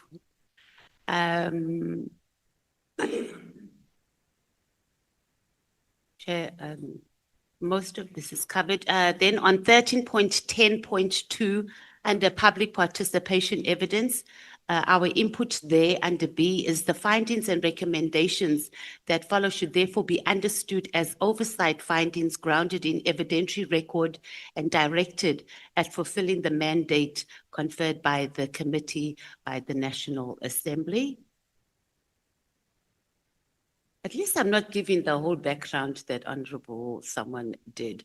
On 14.2.15, the committee further notes that the findings of irrationality, procedural irregularity, maladministration, poor governance, oversight failures, misconduct, or institutional weakness do not amount to findings of criminal guilt. Such findings fall squarely within Parliament's constitutional oversight responsibilities and are necessary to inform appropriate recommendations. In undertaking this responsibility, it is necessary to distinguish between findings of fact falling within the committee's oversight mandate and the determinations of criminal or civic liability, which properly falls within the jurisdiction of courts and other competent authorities. So that falls under that section. And then under 14.5.5, the committee finds that the evidence presented during the inquiry discloses serious governance failures, institutional weaknesses, and accountability deficiencies across several components of the criminal justice system. The committee further finds that these failures created conditions in which disputes concerning authority, operational control, intelligence, utilization, specialized investigation, and institutional accountability were able to develop and persist. And on 14, I think you want me to have a break because I'm even tired of reading. 14.6.5, this is on the PKTT. The committee further finds that the circumstances surrounding the directive of the 31st of December 2024 and subsequent transfer of investigations and operational consequences arising therefrom reveal serious governance failures, deficiencies in accountability, and weakness in the institutional safeguards intended to protect specialized investigations. I'm going to leave it there, Chair, for now. What other input I wanted to make, and it can't, I don't know where we're going to make this fine expression here, but I don't think it's an exercise that we've done.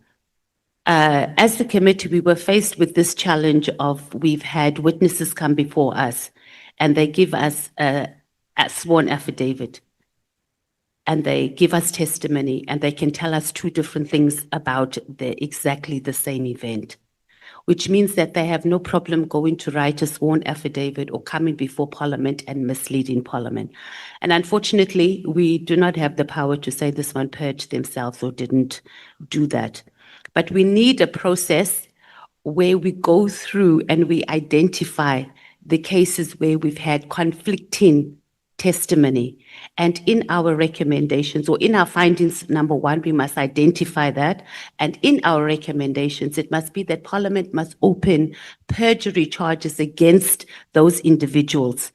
And obviously, they would need to go and answer, and the court of law will decide whether they purge themselves. I mean, some of the matters are not necessarily strongly related, Chair, to what we were investigating, but we need to give a very strong message that we must take sworn affidavits in this country very seriously. It cannot be that senior officials in our criminal justice system can just write a sworn affidavit, come and sit here and mislead us, and we don't do anything about it. One such example is not necessarily, well, one of them is the Robert McBride and the issue of him having or not having a sexual encounters or relationship with Sarah Jane Train. So that matter must come to the fore because he came here under testimony. He said he didn't. She came here and she said she did. Clearly. So that must be one of the matters that must go, and we must open a case of perjury against them and let the court decide who purged themselves while they were before us. Thank you, Chair. Thank you so much. So, Honorable Matheus, are you done with your submissions? Did you want to speak, Honorable Sokanyila?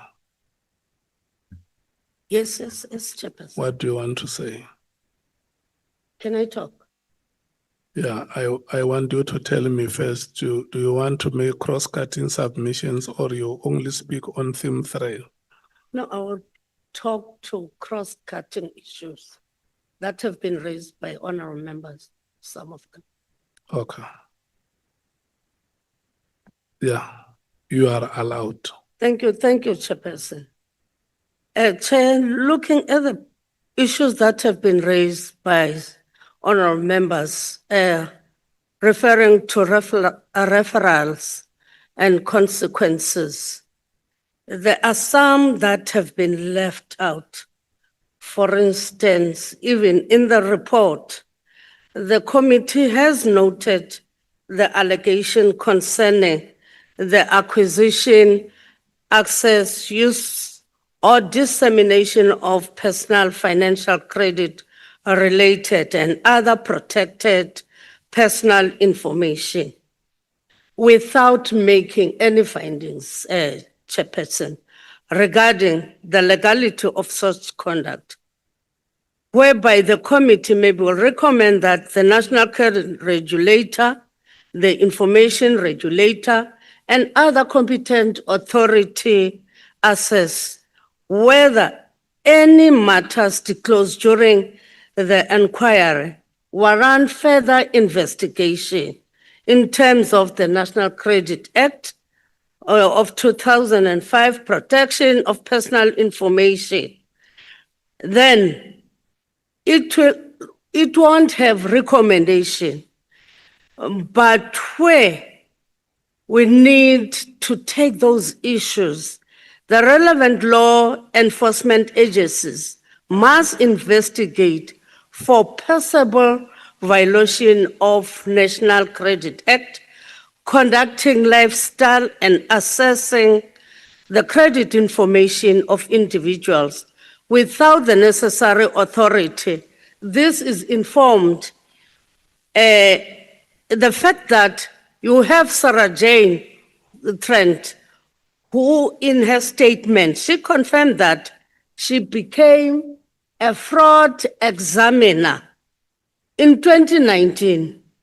But looking at the evidence that she presented before the committee, she actually started before that, because she started in 2016. In what she presented here, she was already conducting the credit checks and running a lifestyle audit. And yet, she's not mandated a chairperson to do that. So your observation is that at the time she was practicing in that responsibility, she did not have the certificate. She didn't Okay. in 2016. You can. And we're leaving that hanging as the committee. Yeah. We're not referring it to the relevant law enforcement agencies. So your suggestion is that it must It be must be, included in the assessment and findings and recommendations. surely. What is the recommendation? I'm saying that it must be investigated, taken to the relevant law enforcement. I'm going further. Yes, it's your time. Oh, okay. With regard to Paul O'Sullivan, must be investigated for violation of National Credit Act, for assessing credit information without necessary authority. He has referred that. Then if we're going to look at the investigation into fraud and theft by South African police and other statutory enforcement agencies, conduct such an investigation, O'Sullivan and Associate is not a law enforcement agency, but he did behave as if he was one. We cannot leave Paul O'Sullivan. And we have noted that the NPA has been reluctant to re-enroll the matter against Paul O'Sullivan and Ms. Sarah Jane Trent regarding the allegations of impersonation of IP investigation. If you remember, the Lieutenant General Patlane issue going there, disguising as IP'd investigators and intimidating General Patlane, that warrants an investigation by the law enforcement for statutory crime of intimidation and common law of offense of attempted extortion. Because if you are looking at what Lieutenant General Patlane placed on record, he placed on record emails before the committee that was sent by Mr. Paul O'Sullivan to him, which stated that in January 2016, where he was pressuring to pursue criminal charges against certain police officials, he was purportedly investigating. And when he refused, it started to intimidate him, and he started to threaten him. And he said that if you are refusing in my demands, I will turn my attention to you.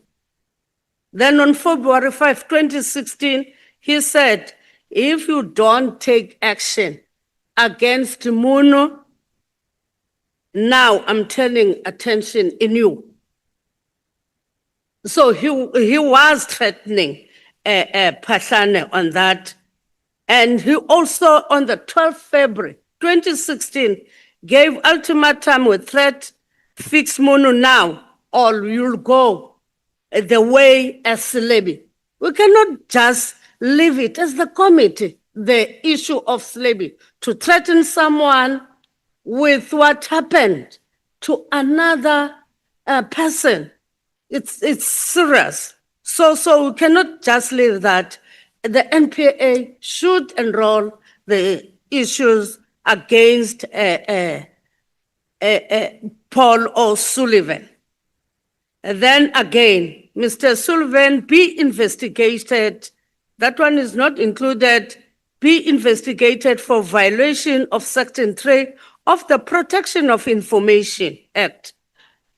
Mr. Paul O'Sullivan, in many threat to General Patlane on the 5th February, he said, I should mention that, he said to him, I should mention that I have now formally notified the British and US Secret Services that the leadership of SARS is knowingly supporting Al-Qaeda by protecting known Al-Qaeda money laundering cells of South Africa.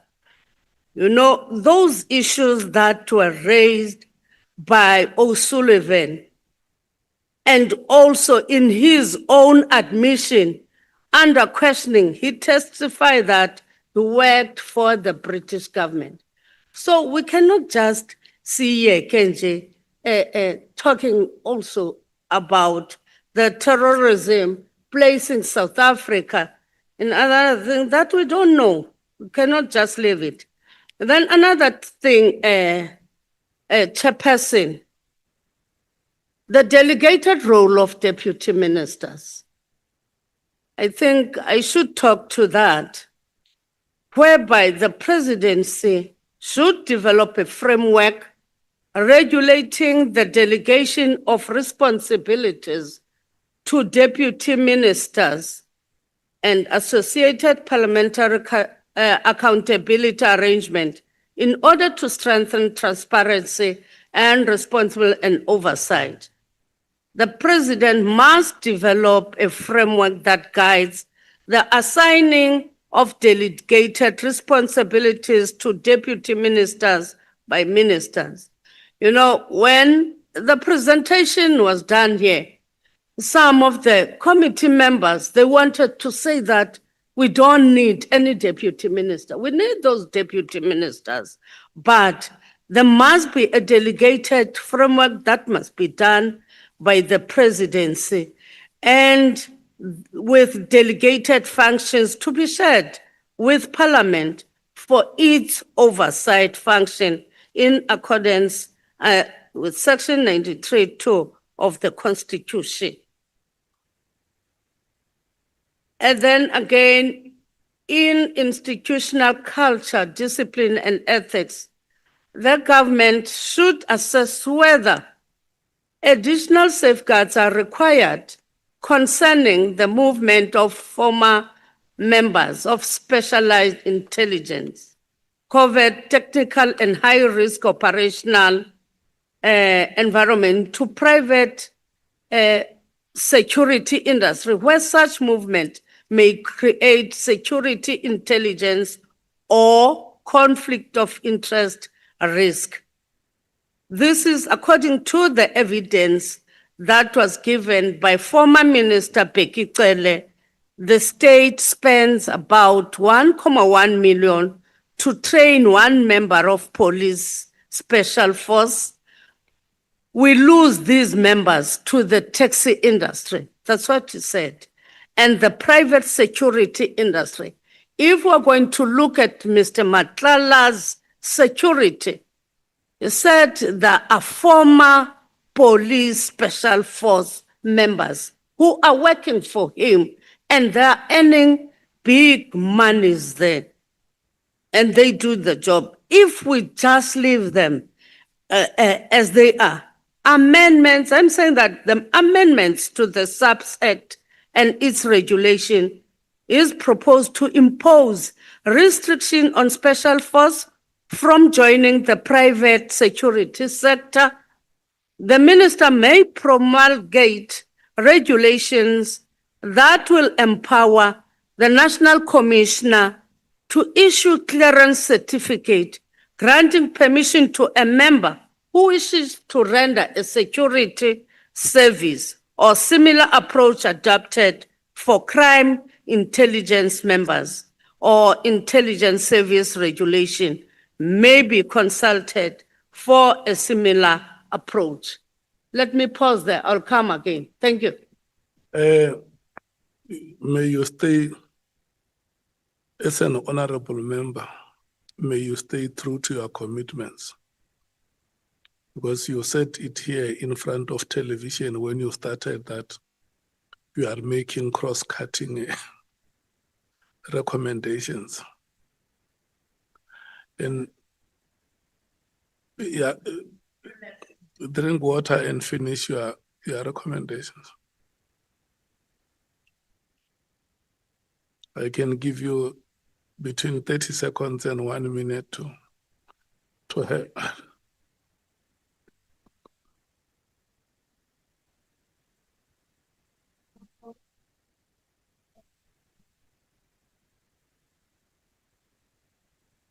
Thank you very much, Chairperson, for giving me that time. And then, Chair, also on the institutional culture, discipline and ethics, the portfolio committee on police, Honorable Cameron, should further consider a comprehensive review of rank structure, organizational culture, and institutional ethos of SAPS to assess their alignment, with the constitutional principle of democratic, accountable, and service-oriented policing. Such review should consider the implication of existing organizational arrangement for leadership, accountability, public trust, community-centered policing, and professionalization. And whether any legislative, policy, or administrative reforms are required to strengthen a policing culture grounded in constitutional values, responsiveness, transparency, and respect for human rights. Hence, we're saying that in the final analysis, the extent of corruption, abuse of power, lack of accountability, and disregard for the law by senior members of the SAPS is a matter of grave concern. This cannot be viewed in isolation from the militarization of the police service.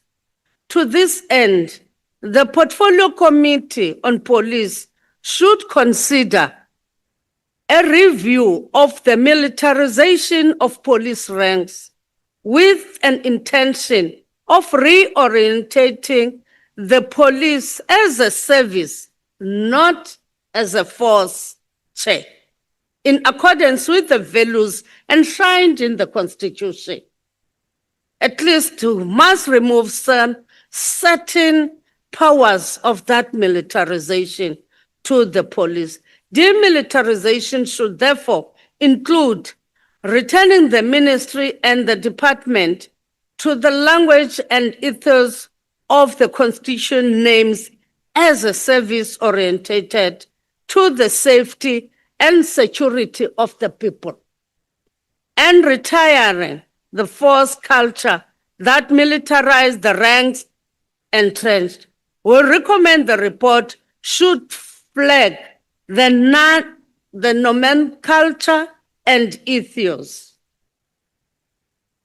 Then, the matters that may disclose criminal conduct, corruption, procurement that were raised there, where appropriate matters involving potential criminal conduct should be referred to the NPA, including the Investigating Directorate Against Corruption and to the Directorate for Priority Crime Investigation for further assessment and investigation. Because if you look at retired Lieutenant General Vuma, came through the public participation process. She was here carrying documents, Lieutenant General Vuma, through the public participation process, and further alleged that former Minister Cele interfered in the operation of SAPS by influencing and directing which companies should get PPE tenders from SAPS.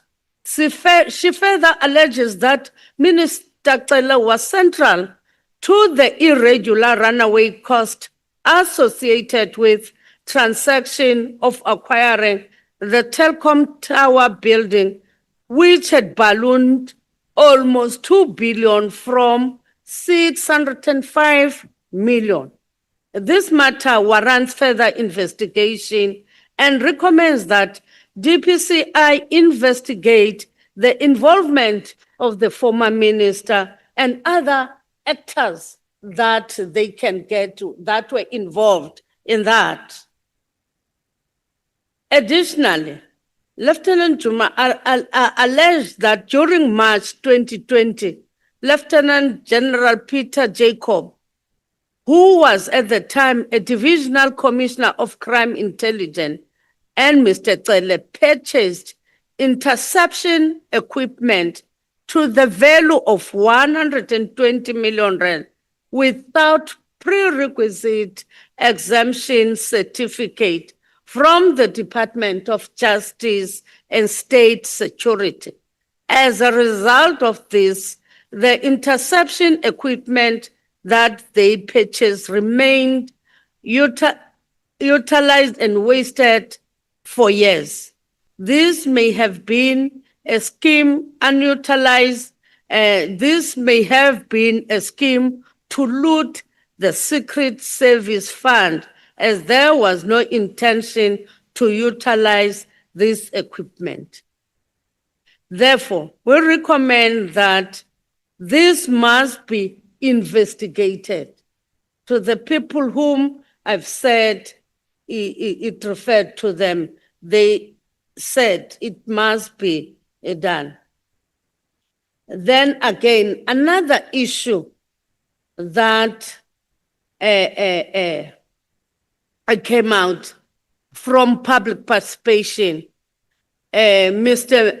Mesuli Mlando alleged that Lieutenant General Spear, while serving in the city of Johannesburg, as head of internal anti-corruption unit, irregularly procured spyware equipment to the value of approximately 18 million, while the municipality lacked authority to possess such intelligence equipment under constitutional and statutory frameworks. Then we recommend that the allegation made by Mr. Mlandu against Lieutenant General Spear be investigated further by other law agencies and to determine the veracity of these allegations and determine the existence of this spyware equipment. Chair, I'm coming up with those recommendations. That must be included. I hope this committee will look at those issues. Thank you.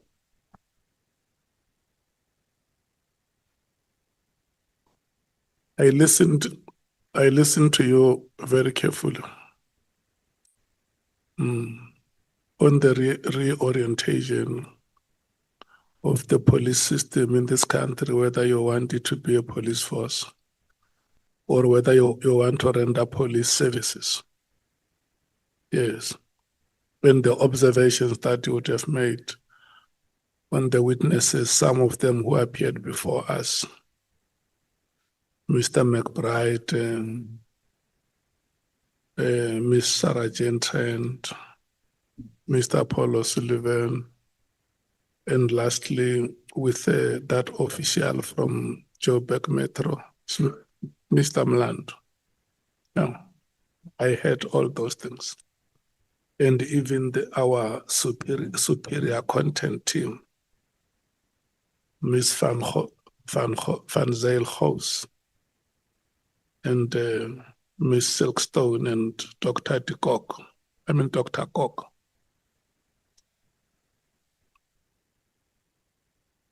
They had all those observations and recommendations that you are making and the proposed referrals. So that's brilliant. Thank you so much. But most importantly is that you have exhausted your right to speak in this meeting. That you must be reminded. You must stay true to your commitments. It's not me. It was you who said, allow me to make those cross-cutting recommendations. And I have allowed you. Honorable Skosan, you have not spoken today. And you have been very, very patient. I must give you credit for that. Yeah. Thank you, Chair. What do you want to do? You want to go theme by theme or you want to? No, I'm going across. Okay. Yeah. You want to exhaust your rights? Yeah, I just want you to be patient though, because I know it's going to be a very, very difficult one. But obviously you gave everyone a chance. So I was listening, I never interrupted anyone, and hopefully no one is going to interrupt me. Yeah. Thank you, Chair. As I was saying, I'm going to not only going on theme, I just want to make sure that I cover everything here, especially I'm alone today. The MK party submits this comprehensive review of the ad hoc committee draft preliminary report, 23 June 2026. To ensure that the factual accuracy and transparency is in line with the committee mandates. This submission draws on the latest evidence on Hansard witness statement to correct any misstatement or omissions to align the draft report with the verified record. Our aim is to strengthen the report's integrity by incorporating the MKP input consistently with prior submission and the public deliberation while avoiding substantive policy debate on those input themselves. I think you remember, Chair, that I think it is us, the EFF and the ANC, who have put inputs, after we received that draft report. And I guess that would be as well be incorporated, into the final report. First, we presented a refinement matrix summarizing how the MKP proposal related to each section of the draft. We then offer a chapter by chapter critique, highlighting factual corrections, proposed wording changes, and underlying rationale. All changes suggest are substantiated by official sources, and we note where the draft already accords with evidence. Citations from the committee owns record and related documentation are provided. This submission is laid out as a formal committee document with cross-reference to the evidence. It is intended to supplement, not supplant, the draft report, and all final decision remains with the committee. Summary of the key input from us as refinement metrics. Section 7, limitations. Added a limitation noting that no oral evidence was given by the president, although he provided written response to the committee. Questions, and note that Major General Ferros Khan, crime intelligence, was not called to testify. Record that certain plain witnesses, e.g. Khan, remain outstanding, and that some evidence, e.g. promise annexure to Advocate Johnson statement is still missing. And I think the committee will recall that. Advocate Johnson promised us that within two weeks, he will submit a response on what Honorable Nomvalo in particular asked her. But that was not done up to date, Chair. Now, that issue which we started earlier this morning talking about,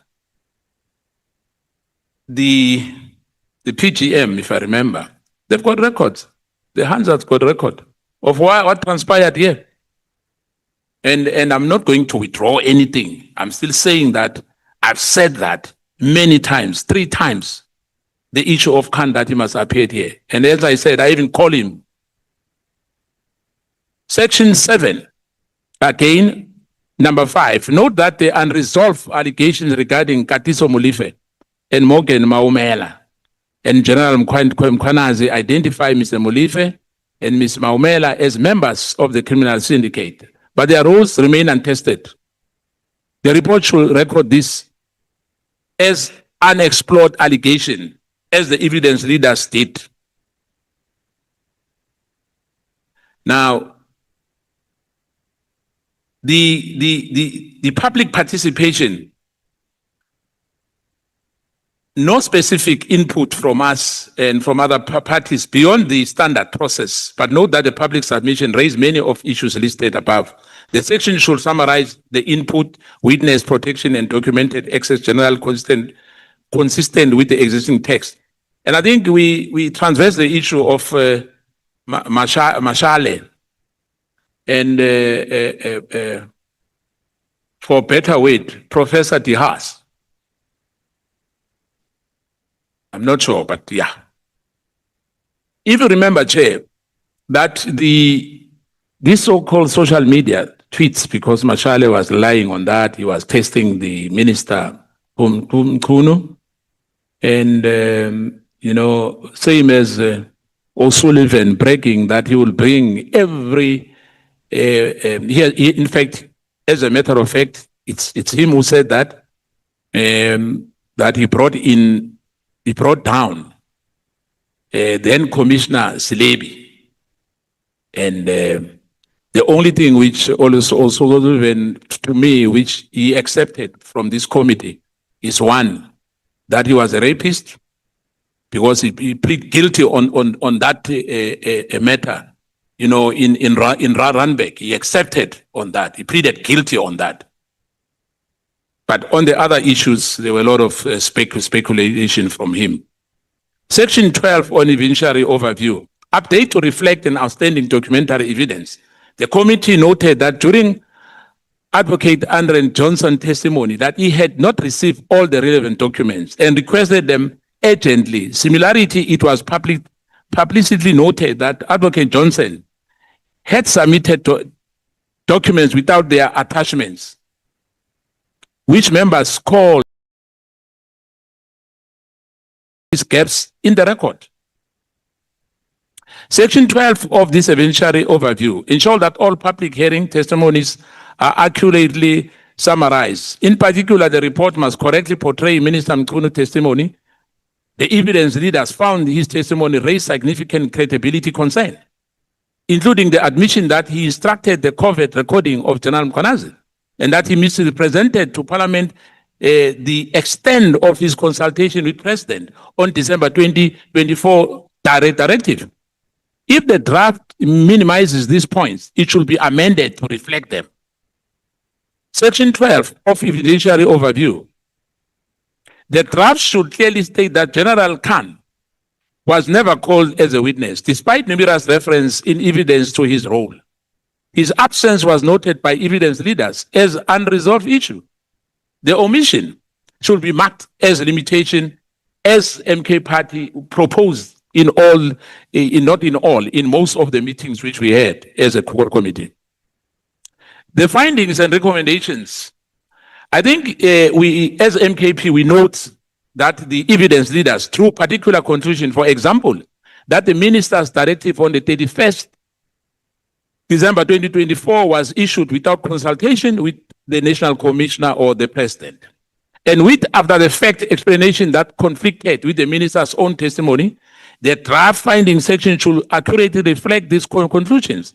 Likewise, the recommendations about vetting, strengthening the task team, clarifying the crime intelligence mandates, and introducing the oversight, judiciary or legislative, are well-founded in the evidence and should be retained, expanded as needed.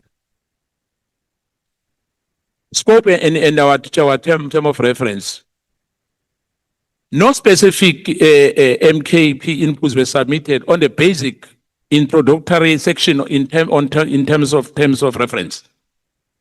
The draft background and the mandate statement appear sound, e.g., the establishing the inquiry under Rule 169, Section 1, following the Mkhwanazi 6 July 2025 media briefing. We note that the evidence summarized, they inserted later, you see below, clarify that the President affidavit explained it could not establish PKTT directly. As you know, that it was the issue of the IMC, that, other ministers were not informed about the disbandment of this PKTT. And I guess that Minister Mkhunu, except that he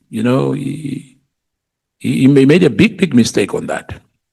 The draft structure should ensure the consistency with the evidence leaders. Executive summary, e.g., President role structures of the PKTT without a factual error. For instance, any text suggestion that the President himself created a task team must be corrected to reflect that it was done by the Interministerial Committee on his behalf. Section 7. These are the limitations of the report before us. Written answers versus oral evidence. The MKP proposed that the evidence supports a limitation that no oral evidence was heard from the President, though he answered the question in writing.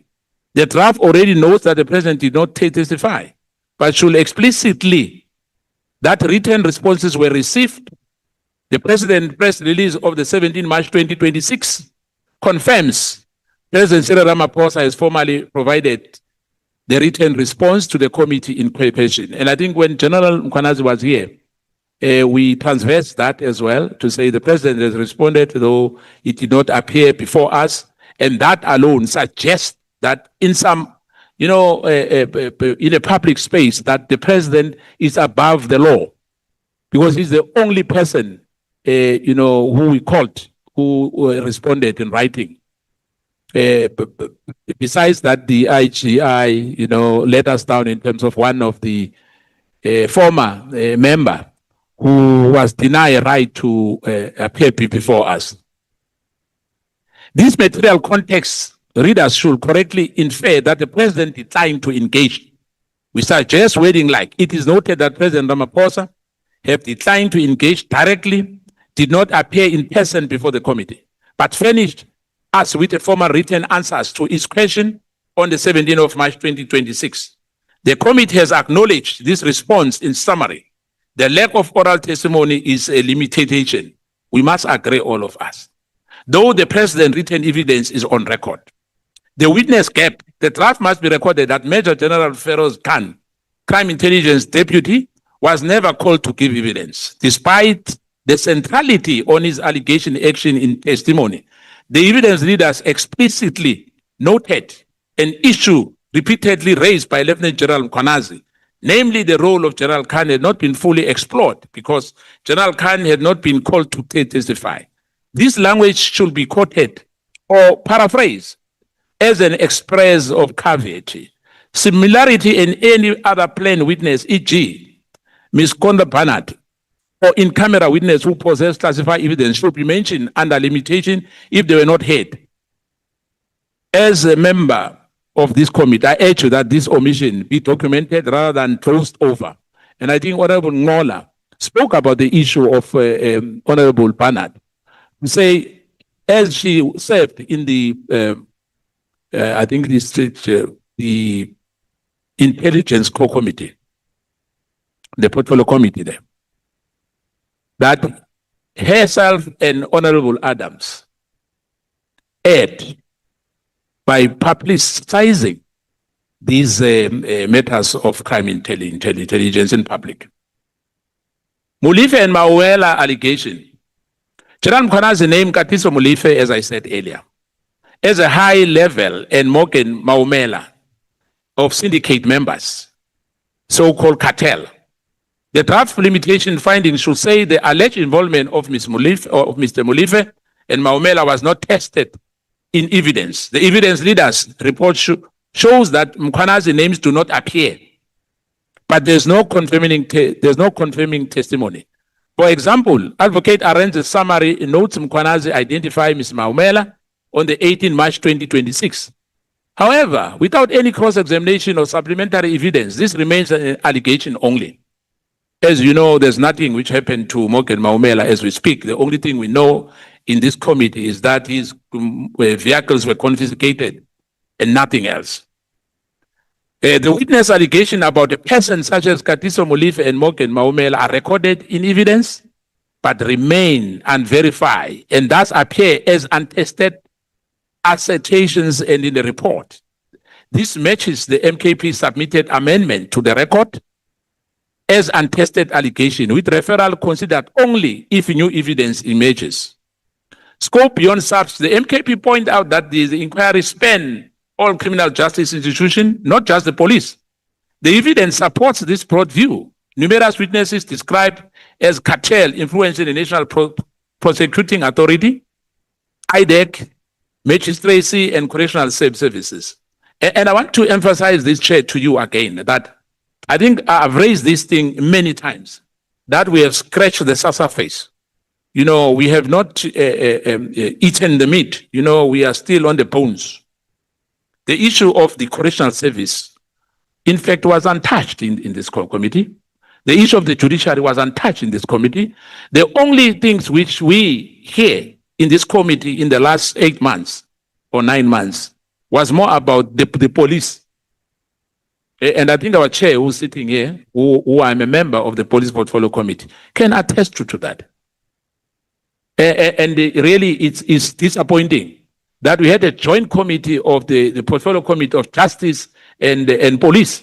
But when it comes to the issue of the judiciary, it's like the untested water. You know, I've raised that as well. And I'm saying it again, that when it comes to bite us as a core committee, you know, or maybe not in this administration, this should be noted that we've raised these issues. And I know that we will be tired, you know, of coming to this core committee, you know, as Parliament has there's a lot of work to be done in Parliament. But I would suggest, Chair, as well, to the Justice Portfolio Committee who's here, and the Chief Whip of the largest party is here, and the Chairperson of the Police is here. It's only the Correctional Service Chairperson who's not here. That we need to have another committee, maybe in the next 8 months, maybe next year by April. Because for me, we should not be feared of any government institution be judges, be correctional service or whatever, we should make sure that we dig deep, into those institutions. Because General Mkhwanazi said many things. And I can tell you today, I'm told that Brigadier Macheni was dismissed. He's from the forensic unit in the police service. That tells you that this commission, whether Madlanga, which I had my doubt, when it started because of what happened to Zondo Commission. But there's results which are visible as we speak. Not only narrative or political statement or PR statement to say, some commission have worked. There's Nugent Commission, there's Mupati Commission. And, for me, I still have my doubt. Because for me, they were not biting. It's more about big names. We've got this commission. They've got findings. And, when you have some chair, you seek for a legal opinion, but you still go against the legal opinion you seek for. The draft, this evidence, Chair, supports this broader view. Numerous witnesses describe cartel influence in the National Prosecuting Authority, as I said. Now, that has to be probed, Chair. For example, the evidence leaders flag allegations of criminality infiltration within correctional service and the judiciary. Hence, I'm saying we have to explore fully these issues which were raised. We recommend that including language such as witness alleged cartel infiltration into a wide range of institutions like SAPS, NPA, IDEC, courts and prison, etc. But the committee inquiries into this allegation were necessarily limited to the evidence presented to us. In particular, one acting judge was mentioned in evidence, but no further judicial officials were examined. This remained an open issue. Public witness and confidentialization. We need to make sure that this should be noted. This should be noted. That our proposal about in-camera evidence, e.g., to protect whistleblowers, ongoing cases, the draft, current text on public participation should simply reflect what was done. Several members of the public, including the crime intelligence officers and civil society witnesses, did testify before us. Some under restricted conditions. Hence, I said about the IGI. One witness came in here, but unfortunately, he was not given a right to give us evidence here. And the chair ultimately scheduled closed session on sensitive topics. We have no specific factual correction here, but suggests a clarifying statement. Where witness or evidence requires confidentiality, the committee arranged closed session hearing or redacted transcript as agreed during the deliberation. See committee meeting minutes on the 11th of November 2025. This follows from the committee resolution to hold a closed session at Patoi's hearing. Section 10, public participation. No MKP, let me put it this way. No MKP specific submission beyond routine oversight. The draft already details the public submission process. We know that some submission, e.g. by civil society or police interest group, overlapped with the parliamentary evidence.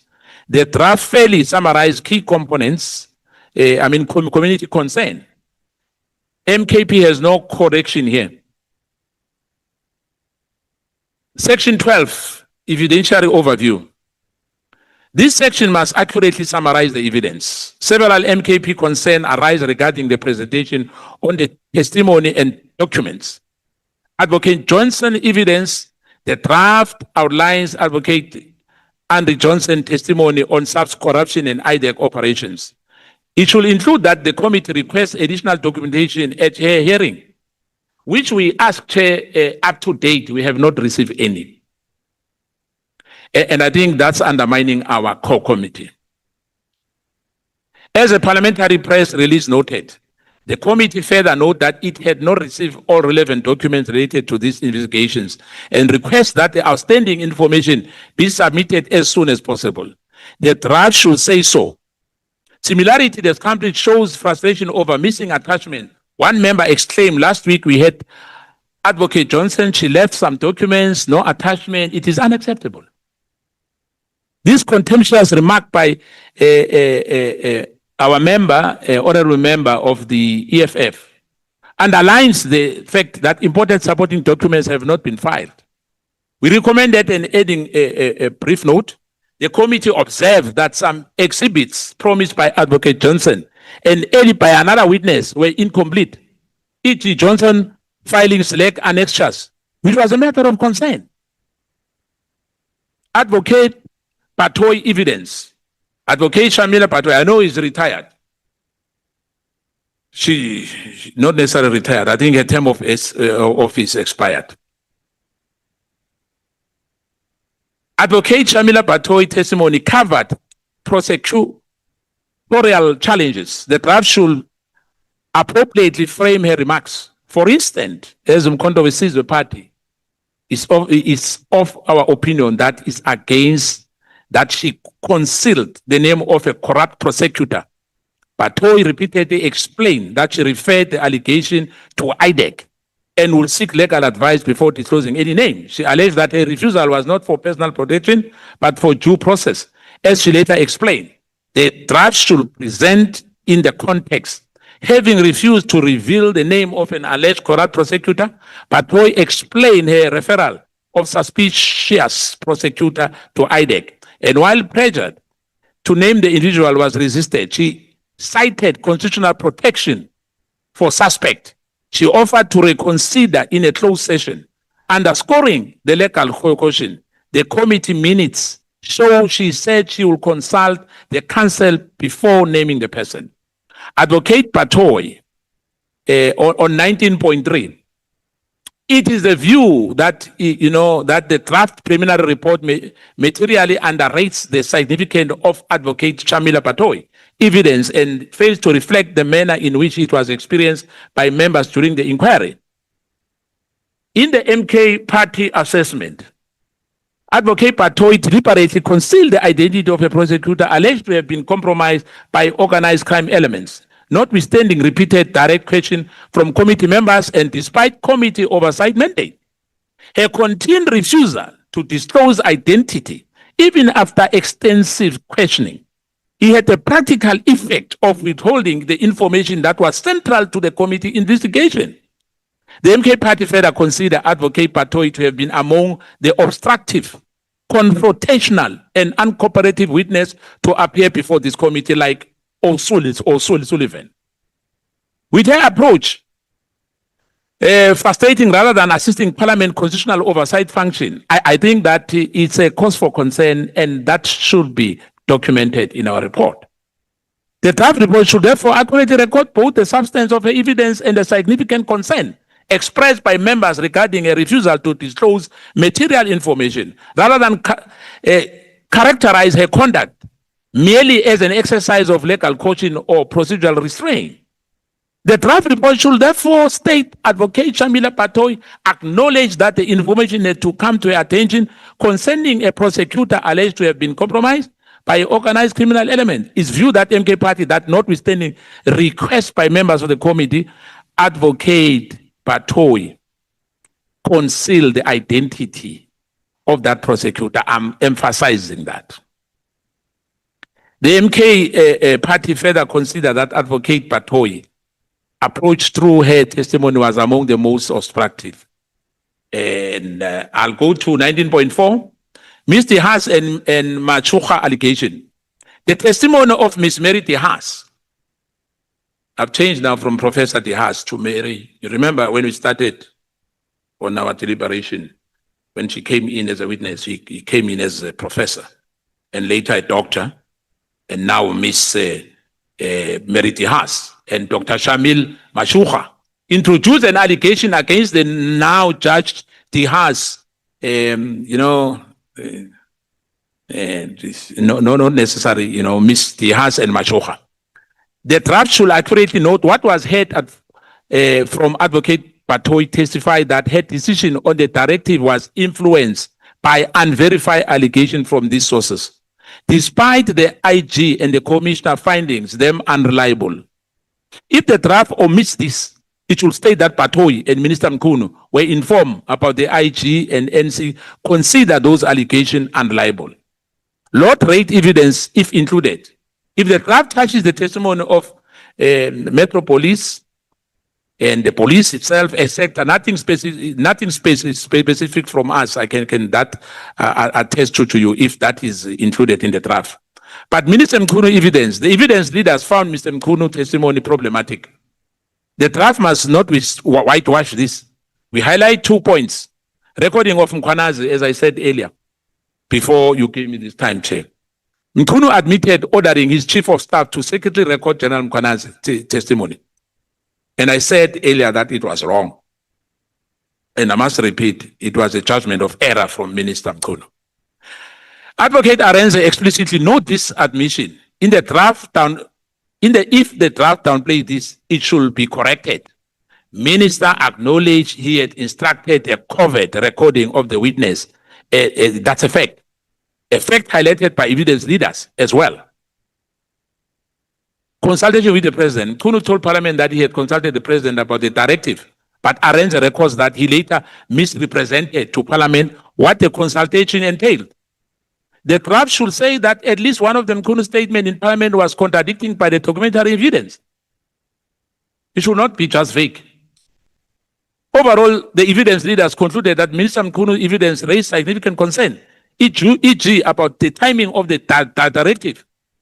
You know, at the end of the year, whilst we were busy with Umpemba buying some, firecrackers, buying meat, all over, there was a letter which was as well linked by Brian Mokhoshi. Mokhoshi had that letter before our chairperson of the police had it here, or even the president. Didn't know that, and the chief whip here, he can attest to that. He didn't know about that letter. Now, the draft summary of Mkhunu, if any, should reflect this judgment. Perhaps quoting or paraphrasing Arenze language about the credibility issues. The core of this evidence concerning the PKTT directive, the draft correctly knows that Mkhunu issued the directive on the 31st of December 2024 to disband the PKTT. MKP urges it to explicitly state that the procedural irregularities, the directive was issued later on the New Year's Eve, was not brought to the National Commissioner, who learned over it via WhatsApp. And guess what? Mokhoshi had that. Brian Mokhoshi already had that letter. He was privileged. And for anyone to dispute the relationship between Brian Mokhoshi and Minister Mkhunu is misleading us. And I think it should be captured. And if he stated the reason, e.g. winding down the task team, came only afterwards and were not contemporaneous. These points are central findings from the evidence. We note that the evidence leader's summary and likely the draft concluded that whether this directive was lawful remains for the committee to decide. Any mention of possible justification in the draft should be balanced by noting that the leader's finding that was an issue without prior consultation and that this may have exceeded the minister's power. And now we are saying it did, because we had the National Commission sitting here and we read the Constitution. Yeah, we know the powers of the minister. In terms of operational issues, it's a no-go area. It's not for us as politicians or the executive to get involved. Hence, like the committee, we only do oversight. Section 1314 findings of the facts and the conclusion, Chair.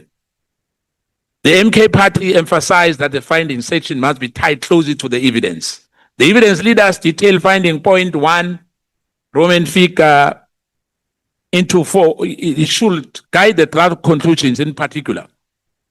Directive ultravirus. The draft should highlight the anonymity of witnesses and the evidence leaders that President Ramaphosa did not approve or even see the directive beforehand. And on his response, the president said so. If the draft proposed any finding that the directive was within the minister's right, that must be carefully qualified. The constitutional division of power suggests a minister cannot unilaterally suspend any active sub-task team which is operational or unilaterally constitutional division of power suggests minister cannot unilaterally suspend any sub-task team which is an operational function under the commission co-control. The committee must decide that the point, but that draft cannot report the evidence. For example, General Masemula testified it was beyond the normal ministerial authority and was done without the customary consultation. We advise clear that the language such as all witnesses agree that the directive was issued without the president or the commissioner's consent, whether it was lawful in context of section 206, stroke 207 of the Constitution is a matter of final resolution. Findings on the corrupt networks. We know that as an MK party that the evidence of systemic corruption, e.g. subs-procurement, fraud, irregular investigation is substantial. For instance, the evidence leaders recount that Ms. Kassel Matale, the Deputy Minister of Police, admitted that 500,000 cash payment to a former police minister during a tender irregularities. This finding justify the recommendations on reform, but also specific prosecution. If the draft findings, in fact, I'm saying Pegitele. If the draft findings list does not mention this admission, it should at least allude to them as evidence of high level complicity, and that should not be allowed. We should not be complicity in this committee. We should make sure that we are above board because these millions of South Africans are waiting for this ad hoc committee. It cannot be a wasteful expenditure. Recommendation of recommendations, that's section 14, Chair. The MK party supports the evidence leaders' forward-looking recommendations. In particular, we endorse the vetting reform lifestyle audits, screening for senior subs posts, strengthening and continuing the PKTT, because the PKTT, undisputable. You know, we cannot equate it to a budget. When some political statements are made to say it was a waste of money, we know now 7 people have been killed as we speak here. Politicians from different parties have been killed. We still need PKKTT. In particular, we endorse the vetting reform, as I said, and establishing a Gauteng counterpart as compared to people saying it's in KwaZulu-Natal. And here in the Western Cape, where the killing of people is like, it's normal. It cannot be normal. When kids and children are being raped, it's not that we are saying all the money must go to PKTT. I mean, yesterday we afford to have 600 million. From nowhere. Chair, I think we still have to transverse that in our portfolio committee. Because it means when we need money, the National Treasury will give us money. We agree that we have to reform the crime intelligence.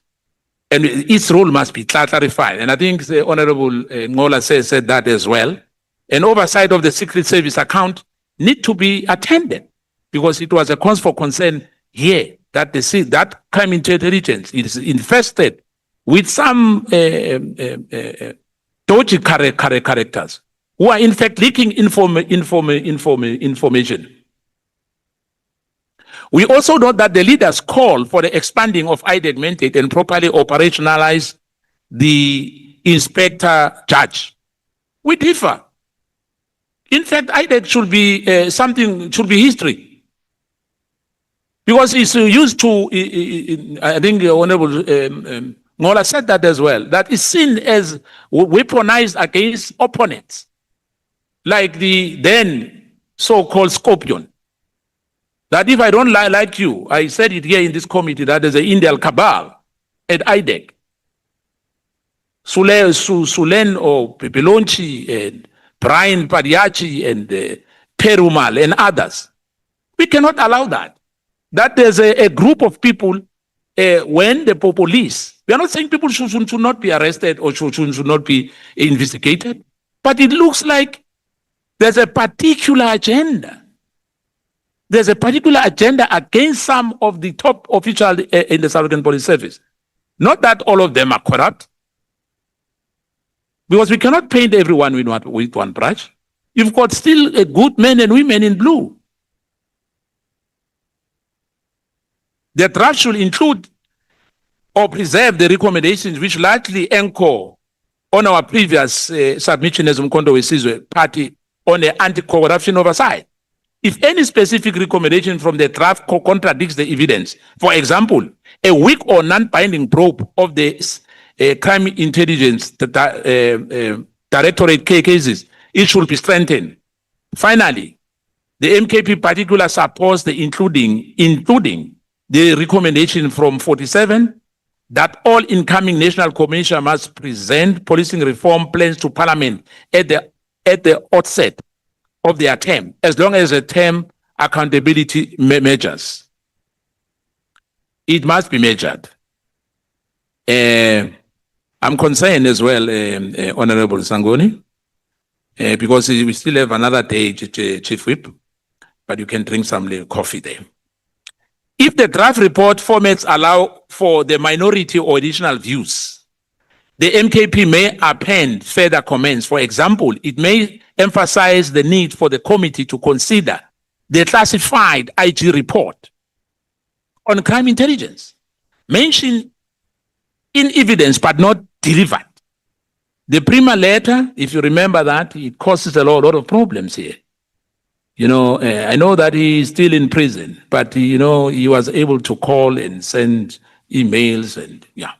But as the representative of the people, we have to make sure that we indeed make sure that the administrative and the legal team note this. Any written affidavits filed at the end, all noted by Arenze, the draft should acknowledge this new evidence, items and their procedural status. In particular, the unanswered letter from Germany Prim, handed in the last hearing, should be listed as an exhibit received but not fully verified. It should be listed, but it should be noted that it was not fully verified. Finally, the MK submits that the report be paginated and indexed as per parliamentary practice. Sections should have a clear headings matching their content. All quotes or factual statements drawn from the evidence should be footnoted. They should be footnoted, as done here. And the text should be fully justified and space 1.5 lines throughout the final document. Where the direct quotes from the witness or the evidence leaders are used, they should appear in verbatim with citations. Where paraphrasing is used, it should still reference to the source lines as done above. The MK party offers the submission in the spirit of thorough oversight. We trust that the incorporated these corrections and clarifications will ensure that the draft preliminary report faithfully reflects the parliamentary record. In summary, I want to emphasize the report must note the president written answers and that he gave no oral testimony. It should record that Major General Khan never testified. Allegations involving Katiso Molif and Morgan Mawela should clearly be marked as unexplored. The inquiry findings on the December 12, 2024 directive, no prior consultation, inconsistent explanation should be fully reported. Documentary evidence gaps, missing attachments should be transparently noted. Any instance where the testimony was contradicting by record, e.g. Minister Mkunu misstatement must be stated. We stand ready to supply any additional information or clarifications to the committee. This submission, together with the party early inputs and fully evidential record, should guide final refinement of this report. Reference parliamentary transcript are cited above the committee official numbering, Hansard PMG reference to substantiate all my factual assertions. Chair, I think I've made my submission. I'm going to make a comment before you go to my last comment, because you said it's once and I won't be allowed to come back. Now, let me marinate my statement. The three comments of the draft preliminary report, Chief Whip and the Chair. The report delivers a measured but damning indictment of the systematic governance failure. It correctly identifies recurring weaknesses in the executive operational boundaries, particular of this 31st December 2024 disbandment of PKTT. Now, we know now that there's a crime intelligence moratorium, target control, procurement of safeguard, interagency coordination, and crime intelligence stability. These are the frame and institutionalized vulnerabilities that enable operational disruption of the institutionalized constitution and origin of public trust. Findings that align with long-standing opposition concern about political interference and the capture of the specialized unit by improper influence. Is deliberately parliamentary limits are both strengthened and co-constrained. The committee rightly confines itself, to the oversight findings rather than criminal determination, understanding that we are not a court of law. We don't have the powers to prosecute anyone. But it would be misleading to say this ad hoc committee has no powers, because when we finish with our report, the Parliament will take the decision on what we have recommended here, our findings and recommendations. This Chair as well. I think it's a concern for everyone. However, this cumulative record, including the contested relationship, high value contract irregularities, e.g. your Medicare, for me, Medicare is a drop in an ocean. The serious matters with South African Police Service. The budget of 127 billion rand, we are only talking about 360 million here. I think we have to dig deep. The metropolitan issues are, for me, untested waters. I'm finishing, Chief Whip. However, I'm concluding. However, Chair, the effective crippling of political killing investigation discloses matters that now require agent. Hence, I was mentioning 7 already been killed. And we are still 3 months to go or 4 months to go before the local government election. And I think General Mkhwanazi was very clear about that here. To say that we need to strengthen, the police service. For me in particular, the PKTT. Now, the report's restraint should not become a shield for inaction. Recommendations are necessary but insufficient without enforcement. Proposal on a clear command boundary, strengthen the IP and the whistleblower protection, crime intelligence governance reform, procurement control, and structured parliamentary monitoring of implementation are welcome. Yet without binding timelines, dedicated oversight mechanism, and political will to confront organized crime infiltration and elite protection network, this risks joining previous commission reports as another well-drafted but unimplemented document. As Umkhonto Wesizwe Party, the committee have helped to surface these issues. The real test is whether Parliament will now compel meaningful reform rather than allow further delay. There must be a finding as well to everyone, and we have to make recommendations, because we deal with many people. People are asking us, because as I was saying earlier, that we are representing the people, that some people are arrested, some people are untouchable. They are not arrested. You'll be told about investigation which goes on forever and ever.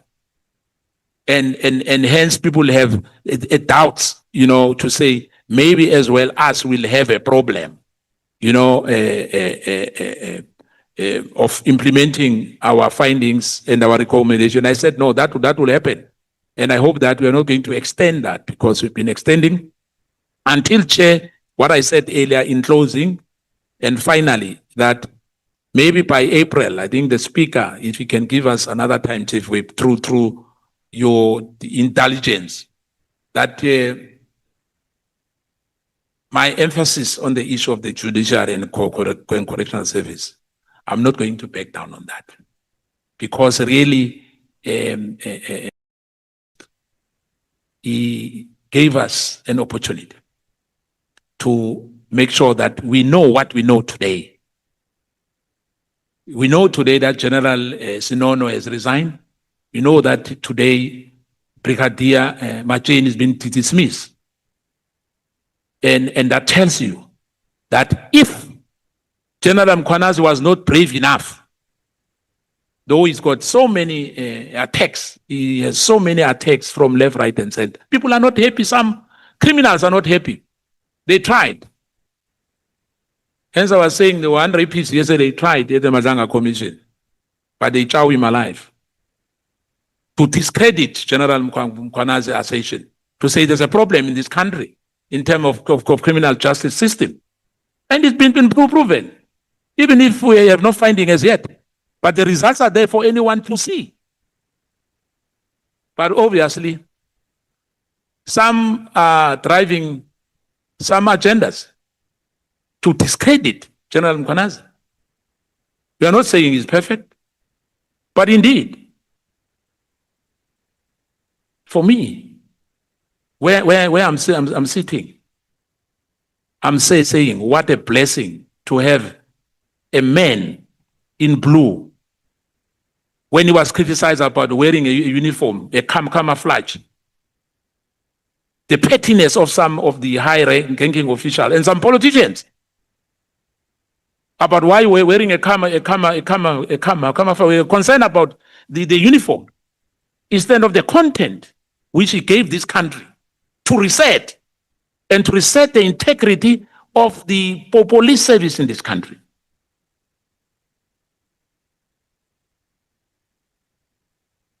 I thank you, Chair.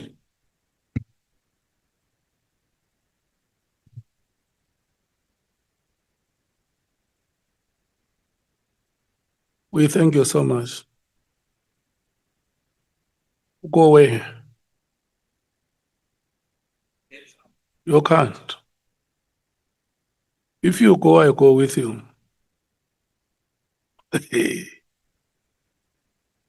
Thank you so much, Honorable Skwasan. There is one statement you made that the president has declined to come before the committee. He didn't. It was our decision, Chief Whip. It was our decision. I have always been sober in every meeting that we had. It was our decision that he was going to respond to questions in writing. We met here and debated it and agreed. Yes. Yeah. And then we sent him questions, all of us who had questions submitted. And the office of the president came back and requested a further extension, and we agreed. Yeah. Oh, okay. The dissenting opinion was expressed outside the meeting. But at the time the meeting closed, there was a unanimous agreement. Honorable members, I see Honorable Chopper has made his submissions. Honorable Ngola has made his submissions. Honorable Sokanyile, Honorable Mattheys, Honorable Skosana have all made their submissions. Can I check? Do we still have any honorable member who want to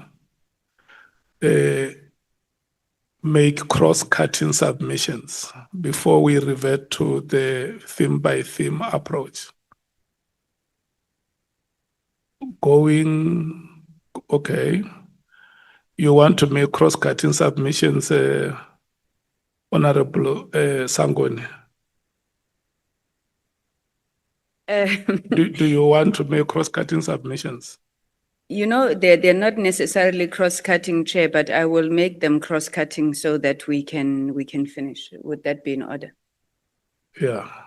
The reason why I want to ascertain before you speak is so that you are not seen to be enjoying more rights than others. I haven't spoken. Okay, I'll come to the. Okay, I'll make them cross-cutting, Okay. Chair. Thank you so much. And then, okay, let me determine the order of speakers. Honorable Mngongo, are you ready after her, or you will need some time?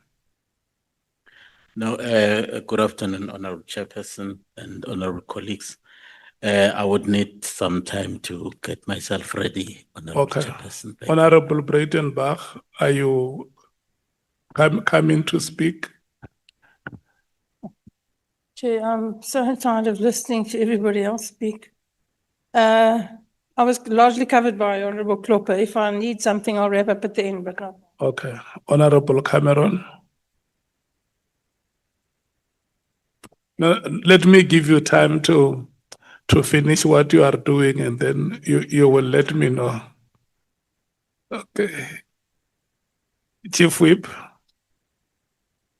No, Chair, it's the same for me as with You the are Honorable Breitenbach. Okay. So it means Honorable Mwango, we will check with Honorable Sols when he comes back. And then it means it will be him, and then you will be the last. And in case he's not here, we are going to close. Okay, Honorable Sangoni, this is your time now. Thank you. Thank you very much, Honorable Chairperson. I think I'll be very brief. I promise you nothing like Honorable Skosan. Chair, let me thank you, for having steered this process until where we are now, and to also just echo appreciation to the team for the work that they've put in. This report, I think, as it currently stands, is a testament to the work that we had sought to do. As the African National Congress, we don't believe it's perfect, but we think that in a large part, it fulfills the mandate that we had to ensure that where governance failures are identified, where there are allegations that have been put forward and so forth, those are thoroughly investigated. And I think taken together with the Madlanga Commission, we don't necessarily believe that, it's a weakness that there were parallel processes, but that it has strengthened what we believe Parliament and the President would have sought to do, which is to really open an avenue for South Africans to engage on the challenges that are there within the criminal justice system. But beyond that, to look at what solutions from a reform perspective can come through, but also in terms of the prosecutions that we are seeing. So we commend these processes, and I think we must be clear that it shows the determination of this government to fight against corruption. It shows the reforms that have been put in since 2018 are starting to bear fruit, and we believe that going forward, the implementation of these reforms will take that fight much further, Chair. Chair, as the African National Congress, we took an approach in this process, and I think it was what we understood as the mandate of our party to approach these proceedings with an opening and inquiring mind. And what that meant was that in the hearings, we were open to all possibilities. We were looking to see whether the truth had been told. We did not come here, unduly suspicious, unduly believing. And I do want to put it on record, Chair, that I think from the recommendations, referrals, and findings that our colleagues in the ANC have made, you will see that we have lived up to exactly that commitment and posture. So what I'm going to do is to just speak on the last few set of recommendations, and I think these speak to the issues of public trust, of institutional credibility, of national security implications. But I wanted to start with just an addition on the limitations. We think, Chair, we've never seen you angry in this committee until the day you had to interact and inform us on issues relating to how the committee through yourself was being treated by the JSCI. And we think that that was a major limitation on the work of this committee, as we never got to ultimately engage then with what the now suspended IGI had wanted to put on the before the committee. So we think that that must be raised. I know there are honorable members who think that we shouldn't consider some of this as evidence, but again, from the ANC, we approached it from a perspective of looking at a balance of probabilities. So all the versions that had been put to us, which is most likely true, and the questioning and engagement we did was part and parcel of that. So on the first one, Chair, that I want to speak to in terms of recommendations, it's a recommendation which relates to the civilian secretariat of the South African Police Service. And I want to preface it by saying section, if I'm not wrong, section 204 and section 208 of the Constitution of the Republic of South Africa are identical, actually word for word, when it relates to the establishment of a secretary for police and a secretary for defense. If you give me a second, Chair, I'm just trying to go to that section quickly, if I can find it here.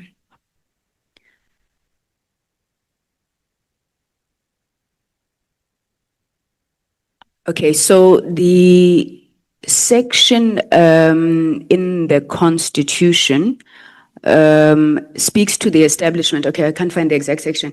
It speaks to the establishment of a secretary for police and a secretary for defense, exact same wording in the Constitution. Now, what the Defense Force has done is that in accordance to what they understand to be civil military obedience, the Defense Force went to establish a Secretary for Defense who is the accounting officer of the SANDF. On the other hand, the SAPS went to establish a civilian secretariat service which plays some sort of oversight role, or not some sort of oversight role, policy, stakeholder engagement, and so forth for the police. We want to contend that the challenges that you are having within the South African Police Service, some of them are occasioned by the fact that you expect uniformed officials who are trained police service and men to be running an administration of government. And we are making a recommendation that we should consider an amendment that the SAPS Act must be reviewed and on the powers and functions of the Civilian Secretariat for Police, as I indicated within the context of the civil military obedience as modeled in the Defense Force. The differences in powers between the Secretary of Defense and the Secretariat of Police is important in that the two institutions are born out of sections of the Constitution that are similar word for word, and the Defense Act assigns the powers of accounting authority to the Secretary of Defense, and the SAPS Act assigns the powers of the accounting authority to the National Police Commissioner as opposed to the Secretariat of Police. So we're recommending that amendments should be made to legislation to ensure that the Secretary of Police is the accounting authority and the National Commissioner be the head of operations, similar to the Chief of the Defense Force in the South African National Defense Force. On the second issue, Chair, relates to the Section 6 of the IPED Amendment Act, which allows the Minister of Police to nominate a suitable candidate who must serve as an executive director with the concurrence of Parliament. The Minister is then ultimately responsible for the dismissal or any career incidents of the executive director, as well as the renewal or non-renewal of their contract. Now, our proposal is that this section of the IPED Amendment Act should be amended to allow Parliament to process applications for the executive director and to interview suitable candidates, which can then be recommended to the president for appointment. We are further saying Section 31 of the IPID Act should also be amended such that the disciplining and recommendations for the removal of the executive director to be the responsibility of the Secretary of Police with concurrence with the Portfolio Committee of Police. And as I said, this may necessitate that particular amendment. Chair, you'll remember here we had received testimony from Mr. McBride, who alleged that there was interference specifically by former Minister Natin Nhleko in relation to his work until he was ultimately suspended. Now, we believe that too much power currently resides with the minister when it comes to the appointment and career incidences of the IPID director. We are also proposing, Chair, that the draft committee document makes a lot of recommendations with regards to mandate overlaps, rule clarification. So we're not going to repeat that, but we do want to add that we need to ensure that the civilian secretariat and IPID, their mandates are also clearly delineated between the two. Civilian Secretariat is a constitutional body exercising civilian oversight over the police service. IPID shares more or less the same mandate, and consideration must be given that IPID is located under the Civilian Secretariat body of the police instead of the Minister of Police. Once again, strengthening that delineation and independence that we are looking for there. Also on IPID, Chair, we've seen IPID get weaponized a couple of times. A number of recommendations have been made in that regard. We just want to add one additional recommendation, which is that Section 28(1)(c) of the IPID Act is also considered for amendment. This section currently reads that the Directorate must investigate any complaint relating to the discharge of an official firearm by any police officer. Now, this has been, as I've said, weaponized and abused to investigate police who are executing their lawful enforcement powers. And we'd wish that we strengthen it, that we confine the investigation to the unlawful discharge of firearms by members of SAPS. And then finally, Chair, you had said that there was a matter that we had raised in the morning that we could return to, and you will advise me when perhaps we may return to it, which is the treatment of issues that have since come out at the Madlanga Commission. Specifically, in this instance, it was relating to the evidence that Mr. Matlala had tabled before us regarding what he said was extortionist practices from Mr. L. Now, we do believe, obviously, that he who alleges must prove, but given the fact that now Mr. Matlala's plea bargain, we don't have sight of, we don't know what to make of his evidence, so we're not able to make a recommendation there, but we would still wish to do so when an opportunity arises. Thank you very much, Honorable Chairperson. Those are our submissions. Leanne, the African National Congress rests. Thank you. Thank you so much, Honorable Sangone.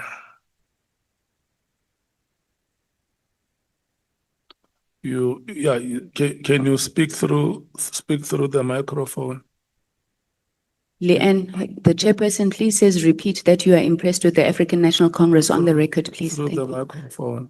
I am so impressed that after the months we have spent here as the EFF with the ANC, that we were managed to successfully incubate the ANC into superior. Okay. Yeah. You have used the word impressed in the same line with the African National Congress.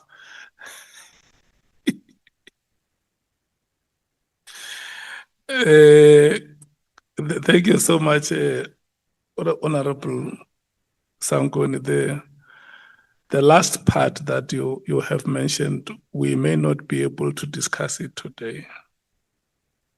because there may even be more information coming from the plea bargain than only the part on extortion. So I think those three matters, one, matters that will be emanating from the plea bargain of Mr. Matlala. Number two, the information that was presented at the Madlanga Commission yesterday by Honorable Shongwe. And three, the claim that there were witnesses that were ought to be protected by the ad hoc committee and they were not, which was made by Honorable Breitenbach, and any other matter that may be brought to the attention of the committee. Let's wait until all those details have been sufficiently provided. And then we can decide when, before we do the final adoption of our report, come and discuss these matters. Honorable Souls, yourself and yourselves, Honorable Souls and Honorable Mwango, are the two members standing between us and the adjournment of the meeting.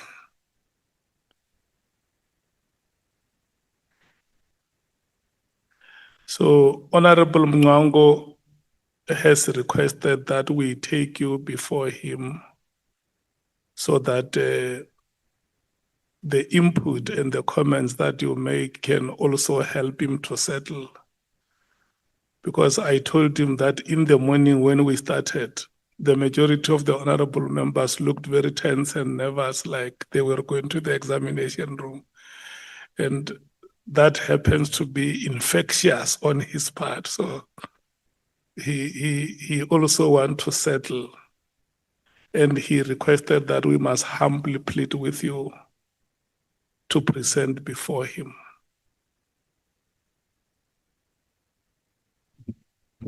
Chair, I have never made it a habit to say no to you.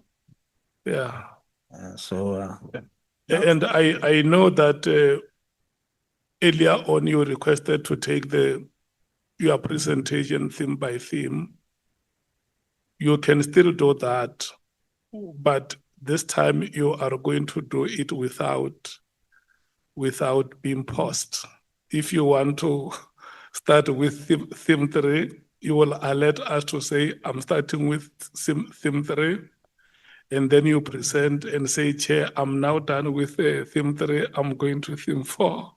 Or if you want to just start it and finish it as a cross-cutting presentation, you are also allowed. The ball is in your court.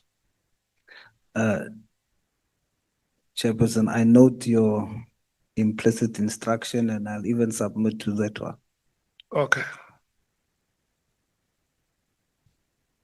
And just for clarity, it is at this point that at the end I can provide my input on the issue of the recommendation. You may no longer have any other opportunity, so use the opportunity that you have maximally. Thank you, Chairperson. All right, so I think I'll start at theme 4. Just a moment, Honorable Matthews, you were not here when Honorable Skosana was making a presentation.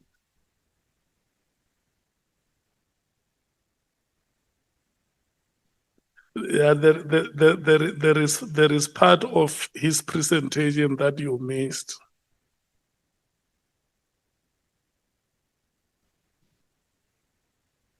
Yeah.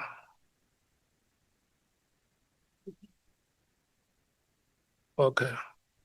Yeah, so now let's allow Honorable Souls to make his presentation from theme 3 up to theme 7, including findings and recommendations. which is page 432. So he will start from page 278. I mean, page 298 to 432. Thank you so much, Honorable Sols. Thank you, Chair. I want to just reiterate firstly that our approach to ensure that as a committee, we do not come across as having chosen a side.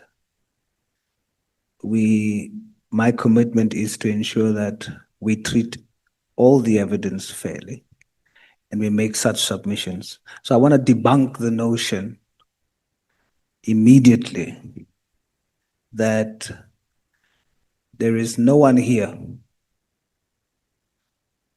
that wants to discredit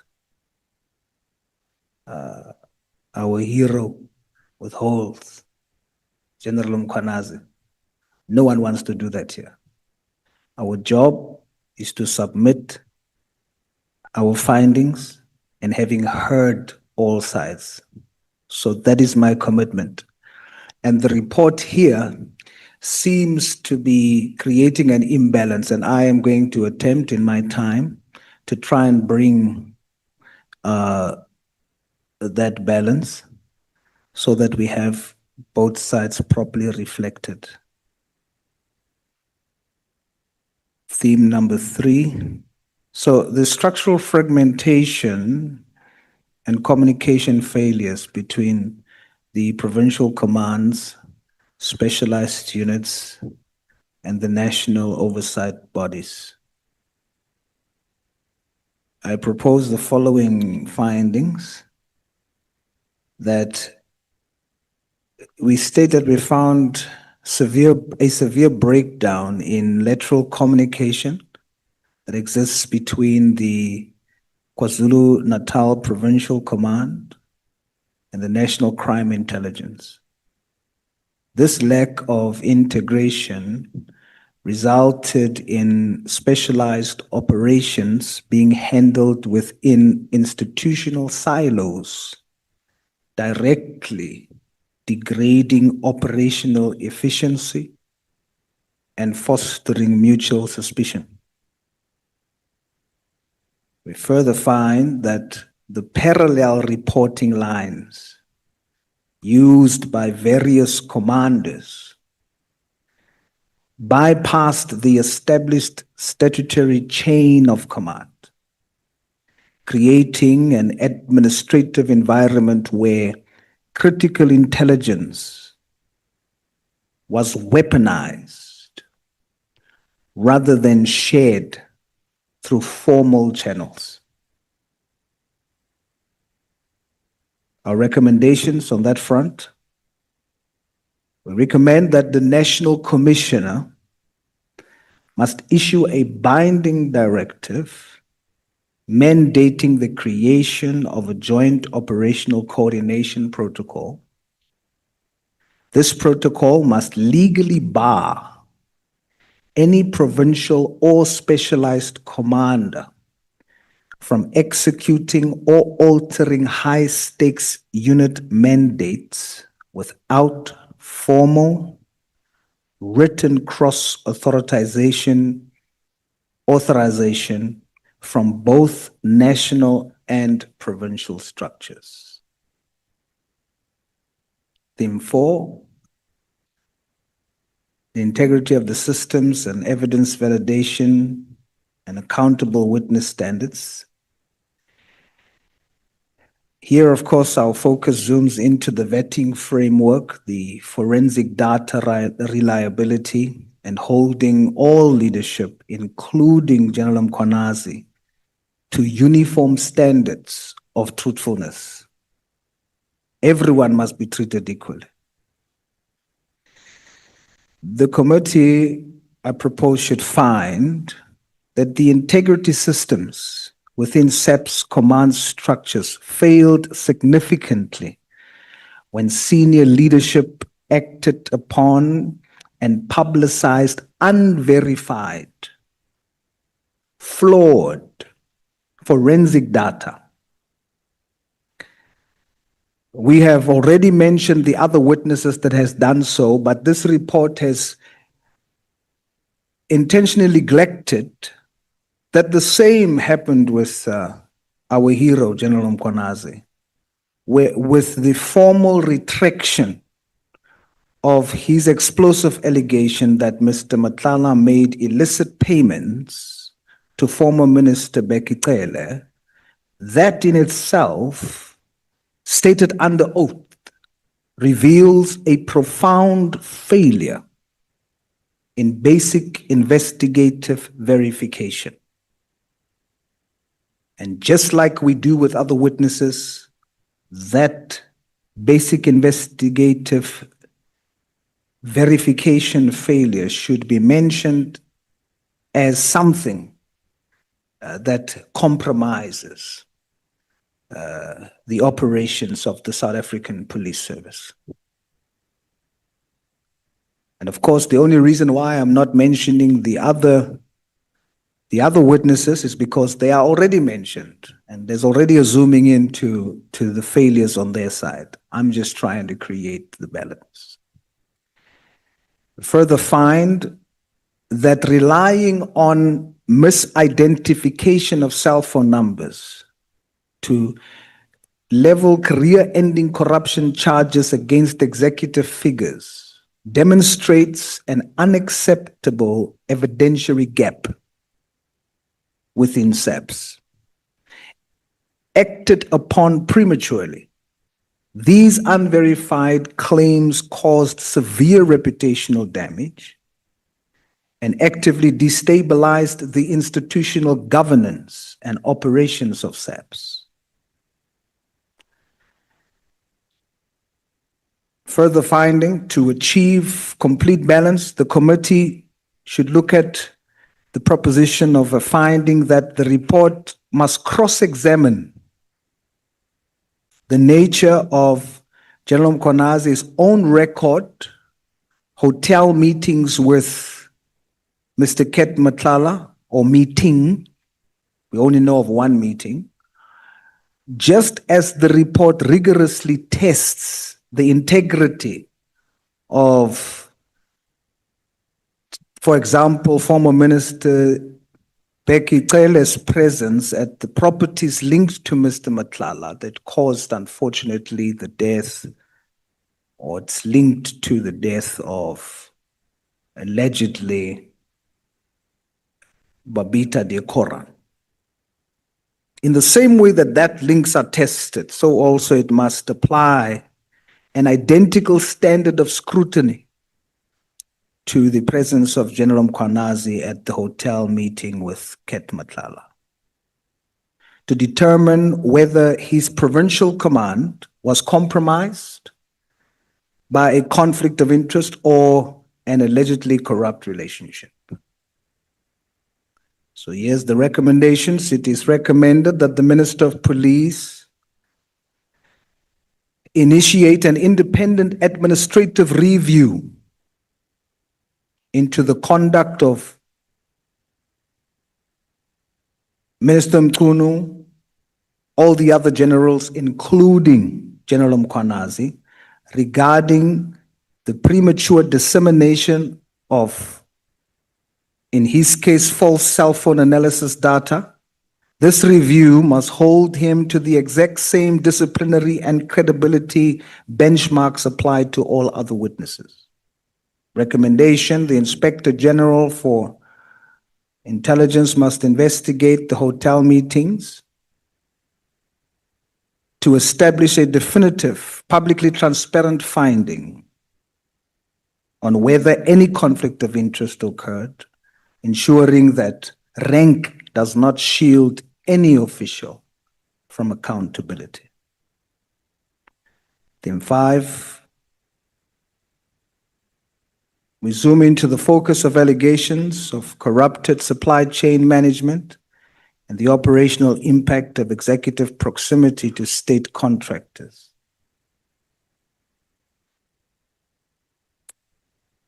We find that proximity between high-ranking police officials and active state vendors, such as Mr. Matlala, creates severe institutional risks and undermines procurement integrity.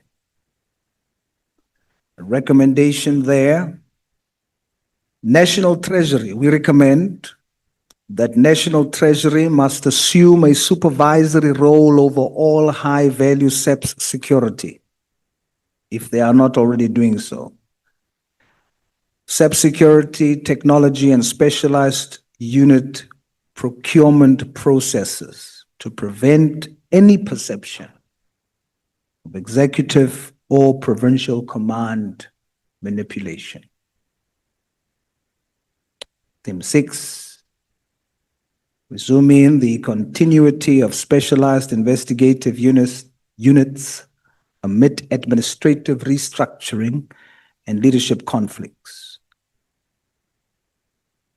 We must find that the operational effectiveness of specialized units, including border protection and political killing investigations, was severely compromised by the internal civil war within SEP's top-ranking leadership that in our sessions was dubbed informally as the Zulu War. The unilateral withdrawal and relocation of 121 active case dockets from KwaZulu-Natal to Pretoria, driven by internal distrust and allegations that were later retracted, stalled critical prosecutions, and degraded provincial policing operations. Recommendations: the National Commissioner must enforce a mandatory docket security protocol. No active investigative files may be removed from their local jurisdictions based on unverified analytical data or personal leadership disputes. Theme 7. Here, of course, we focus on restoring public confidence by ensuring the uniform application of accountability rules across all ranks. The committee finds that public trust in SEPS has been deeply eroded by the spectacle of senior commanders using unverified intelligence to launch mutual accusations of corruption and insubordination against each other. And when we were sitting here, none of them, no general, was willing to state for the record either one of the other that they alleged against is corrupt. That was frustrating to me, because if you make the allegation, all of them must come and say, I say this one is corrupt because this, that, and the other. But none of them did so. So that affected the public trust.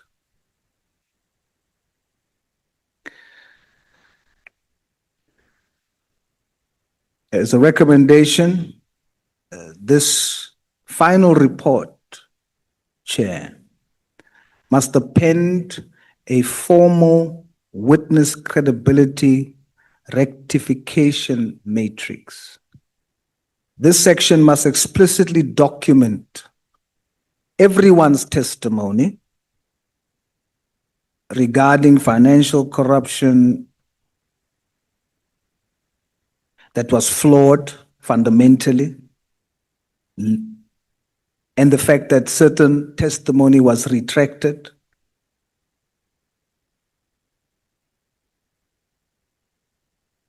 His own and that of others, the interactions with figures of interest require identical forensic scrutiny to ensure the rule of law is applied equally across SAPS.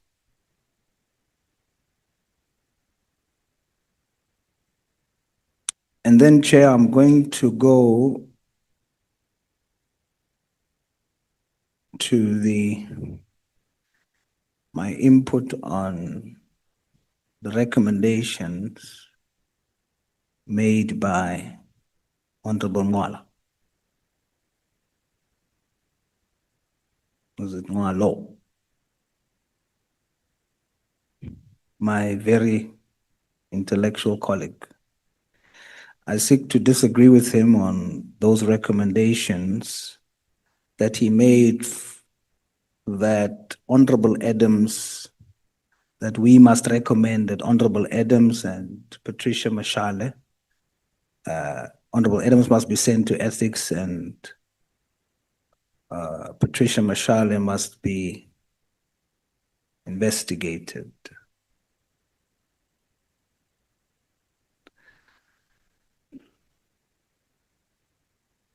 I feel that this is a blatant attempt to penalize an official for refusing to complicitly participate in a compromised system. The narrative that Honorable Adams acted in bad faith by not surrendering the documents that he had or the case where he opened up the cases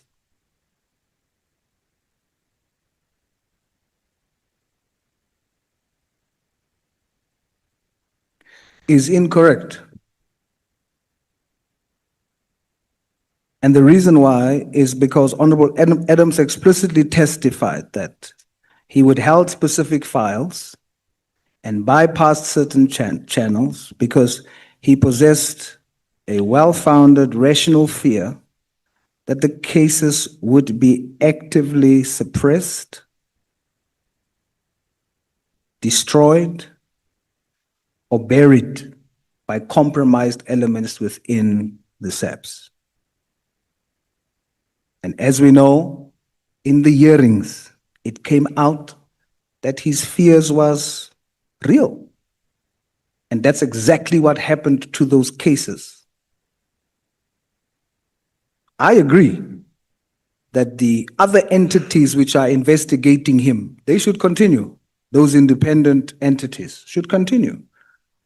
Whatever cases, criminal cases is made, opened up against him, that should continue. He must account. But here, us in Parliament, to send an honorable member to ethics because he came out and explained why he did what he did, and then others testified, generals testified that what he feared actually came to pass. His case dockets was locked up in a safe in an office and not investigated. So it is absurd, an absurd inversion of justice to demand an ethics investigation into the man who tried to prevent evidence from being hidden whilst remaining silent on the systematic corruption of police officials who literally locked criminal dockets in a safe to protect suspects. Honorable Adams acted to preserve the integrity of the evidence, and his actions should be commended, not criminalized by this committee.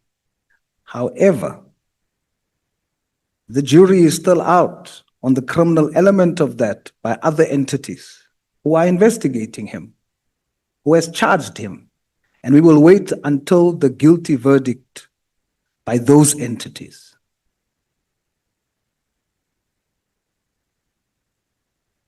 Similarly to Ms. Patricia Mashale. Ms. Mashale's credibility must not be ignored, but it must be questioned, sure.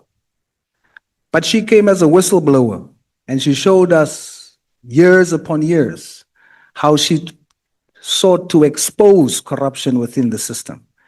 And Section 1513(2) of the very report draft speaks of the fact that whistleblowers such as her should be protected.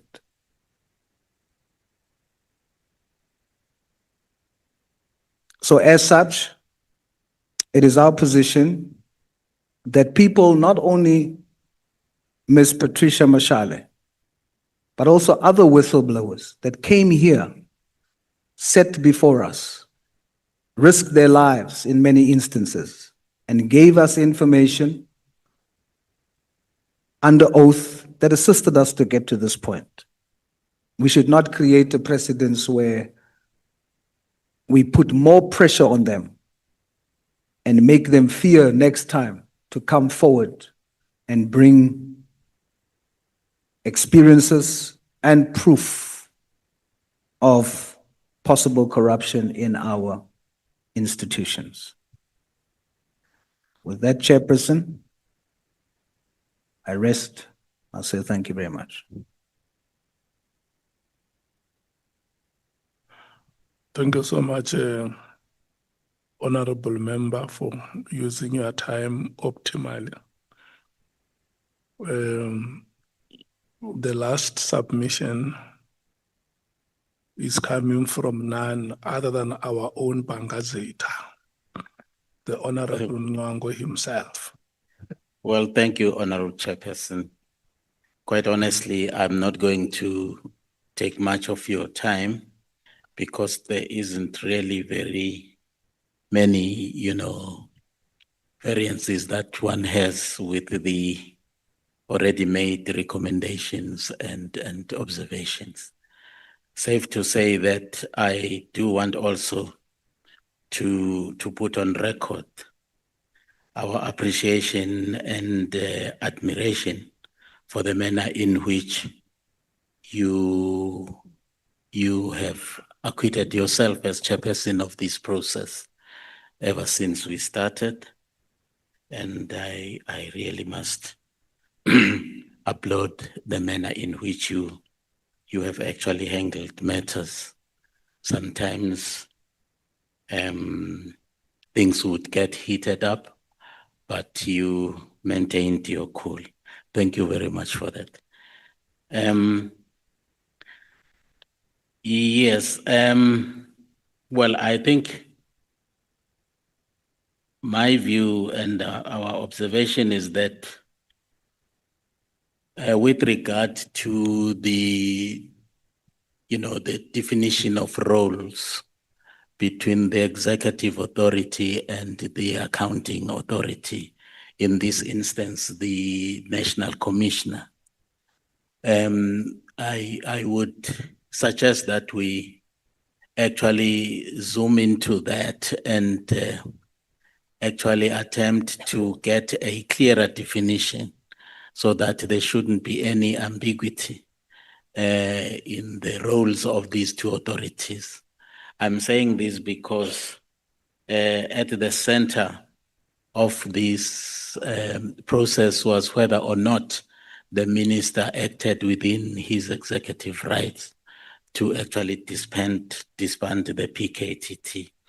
And on the other hand, the National Commissioner believes that that was his prerogative in terms of the Constitution and in terms of his mandate to do that. So we would need a clearer definition of the roles in that regard so that in future we prevent, these misunderstandings. I do want also to look at the current ranking regime that is there within SAPS.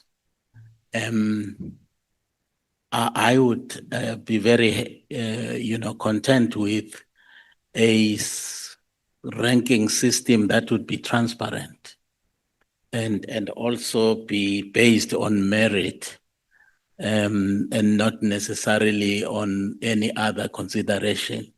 Because my fear is that you are going to end up with a top-heavy kind of a structure with a lot of generals who have actually very little operational experience, because clearly some of the generals that we met here are people who actually were recruited from the private sector and they were parachuted, whether I'm not sure that that word is correct, they were promoted into or translated into brigadiers and generals, and when they have not actually even seen a docket, and then they end up being divisional commissioners, that's a serious, responsibility. So I would imagine that it would be necessary at some point to review our ranking or grading system. The vetting, the internal vetting also was a sore spot in our discussion here. And you have very many leaders of the police service who actually have not been vetted. And that has, resulted in disastrous consequences. And the police service has found itself being led by people who should not have actually been there in the first instance had vetting been properly done. So I would imagine that we would make a strong case around the issue of vetting. In fact, not even vetting only, but also lifestyle audit. You would not understand, like myself as a lay person, why would a major general actually, operate 5 Ferraris or own 5 Ferraris?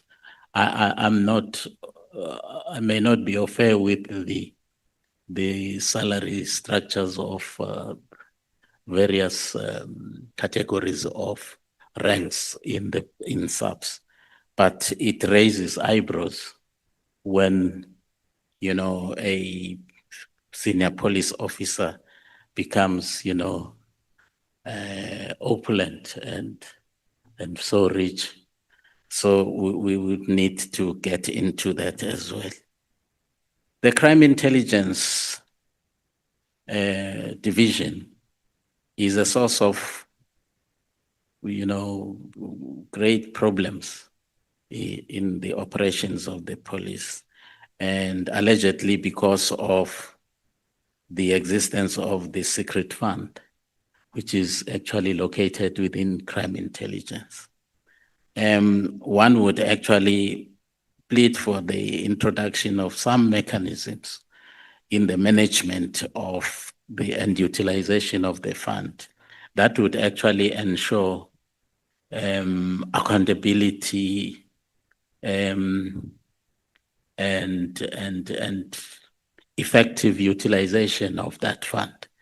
I'm not sure whether one can even add transparency, but now it defeats the purpose because it is secret fund, therefore there can be no transparency. But there has to be some mechanism. There can be an accountability mechanism. Thank you, Chairperson. I think if we were to reinforce that, I'm sure we would see lesser and lesser problems emanating from that division. And my last point has to do with the role of IDEC. I think that needs to be reviewed because already there are quite a number of entities within SAPS that are focusing on issues of corruption and so on. So one wonders, why do we actually need an entity called IDEC, especially its current role is, because from where I'm seated, I can see that IDEC is being manipulated for some dubious, motives, which have nothing to do with the investigation of corrupt activities and so on. It's now being used, to get at each other. So I would actually, Chairperson, submit that. That's all my submission. Thank you. Thank you so much, Bangazita. Can I check if there is anyone amongst you that I could have missed? or who may have a point that they may have a sense of gross injustice if they leave this meeting without having raised it. You are now on the referee's optional time. I'm exercising this benevolence because it's the time of the World Cup. After 90 minutes, you have some 6 or 7 minutes, which is the referee's optional time. We will start with Honorable Breitenbach. I thought we had a deal. You've got no idea how to do a contract. I must teach you. I'm taking with you if you have anything you want to say. Said it. Let me note how many. I said what I want to say. Yeah, 3, 2 minutes each. Honorable Ngola. I just need few seconds, Chair. I just wanted to say, Honorable Ngongo must leave the issues of Ferraris to us. He must focus on Toyota Stallions and Potatoes and the stuff. Thank you. Okay. Honorable Skosana. You heard it, Magazit, that those ones are not for the veterans. The only thing Ngola doesn't know that Mr. Mgwango is a Range Rover. You know, it's not on those things. He's talking Italians. Thank you, Chair. Yeah, I just want to wish to deposit this to you that it's been a long, long journey. And I hope that the issue of the witnesses, that if I remember well, that they'll be given a chance for the next 10 days because the deadline is on the 31st, if I remember well. Now, all what we deposited here hopefully is been captured by the admin team. And obviously we won't agree to everything. Hence I said when we started earlier that you'll have some, you'll have minority opinion and majority opinion here. You know, we'll always dissent. You know, some they've got their own opinion like everyone else.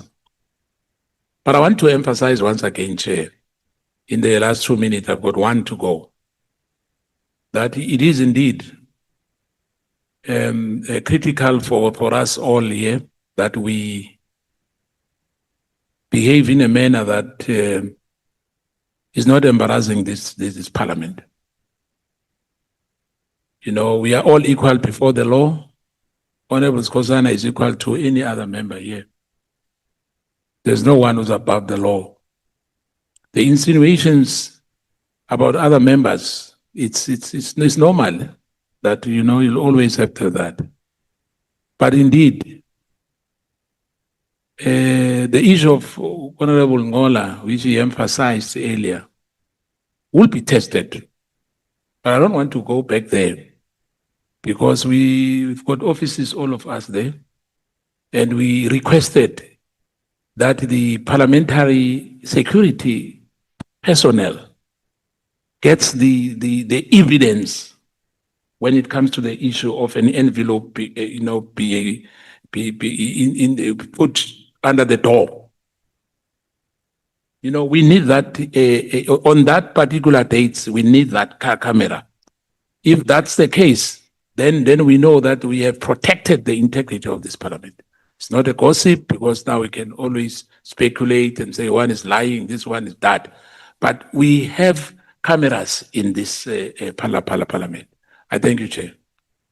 Thank you so much, Honorable Matthias. Thank you, Chair.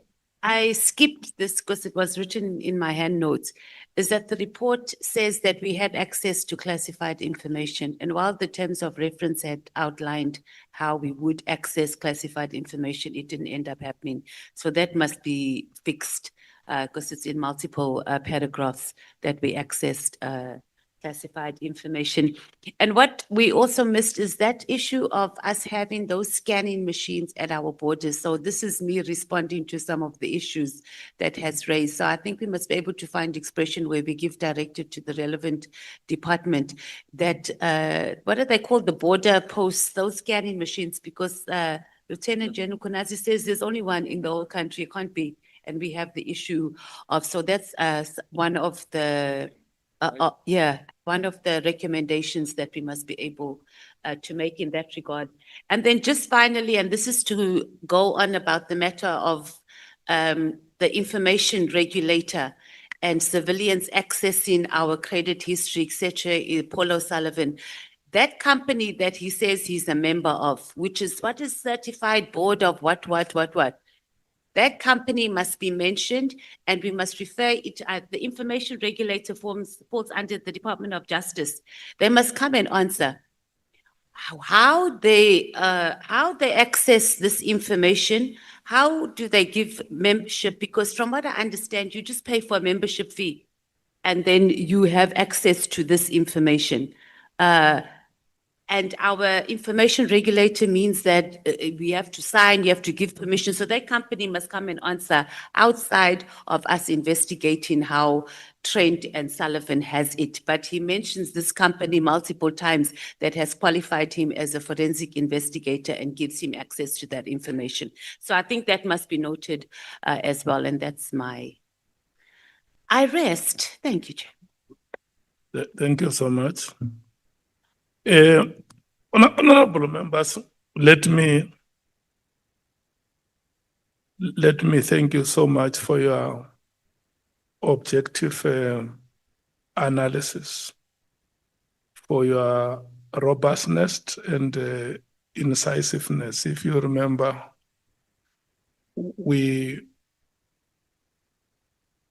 all the witnesses that appeared before us,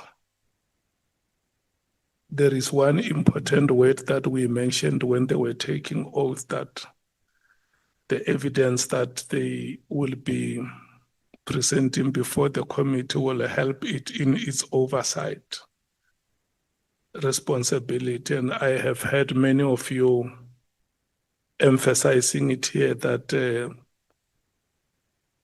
the work that we are about to conclude in the report that we are going to produce must uphold the integrity of Parliament and reaffirm its oversight function. But very importantly, honorable members, we must demonstrate our vigorous intention, or we must vigorously demonstrate our intention to reinstill public confidence in the ability of Parliament to play its oversight responsibilities. From where I'm standing, to a large extent, honorable members have agreed with the assessment or the broad thrust of the assessment that has been made by our evidence leaders and the content team. Of course, there are important additions that have been made where some aspects would have been lacking or inadequate. There is only one honorable member, that is Honorable Skosana, who has said that he supports the findings and the recommendations that have been made by the evidence leaders. And the point that we may need to check is whether there is a convergence, a wholesale convergence between the recommendations of the evidence leaders and those of the content team, so that when the the draft, the final draft, which is going to be considered for adoption, is made, you are able to reconcile those recommendations. So what we will do, we will allow the content team to go and incorporate the inputs that have been made by members here today and highlight those where there is general agreement and where there is a dissonance in terms of submissions would be put in another category, so that for the purpose of this adoption, we don't sit in a long meeting going through everything where in some areas there are agreements. We did not meet here today because we wanted to adopt the report. We met here to finalize the report. And if you remember, I said the reason why we must finalize it is because we must send it out to those witnesses that have appeared before us. They can make their own inputs and comments like we made here. And then we will come back and consider all those inputs and comments in the process of adoption. And I want to check with yourselves before we leave here. Is there anything materially significant in the assessment that we have made, not the recommendations? Is there anything materially significant in the assessment and findings which may make it difficult for us to share the report with the witnesses?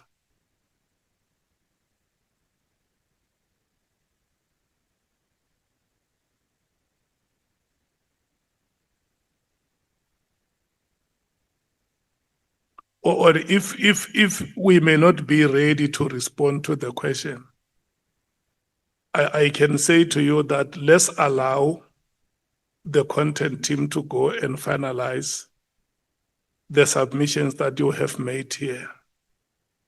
And then we can call a virtual meeting to check only the findings and the assessment, analysis and assessment of evidence.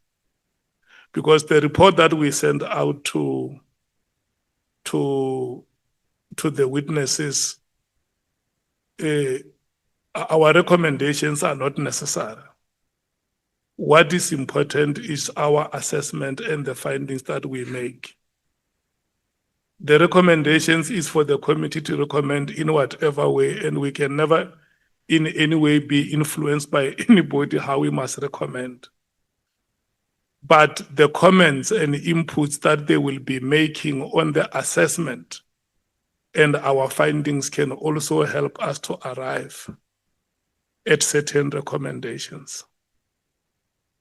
So maybe instead of me bombarding you now to commit yourself to say there is nothing materially significant, can we allow the content team to go and incorporate these submissions that you have made?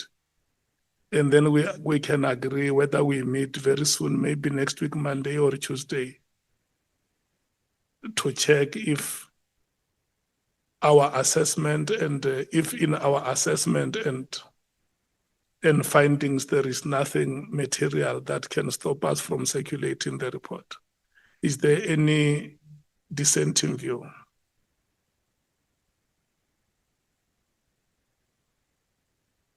Chief Whip? No, Chair, I'm not dissenting. I'm just making an additional point to what you're saying. I want to propose that when the report comes back to us, it should also indicate where, in the opinion of the team, there's alignment across all political parties. Yeah. And also be very clear where they are of the opinion that we disagree. so that when we have a meeting, we see how to iron out our differences rather than, discussing the whole report. Of course, we Yeah. still have to see it, but I think what would be more urgent, in my view, would be to deal with areas of divergence. Thanks. Yeah. Okay. Can I check with yourselves, the outstanding team? How long will it take you?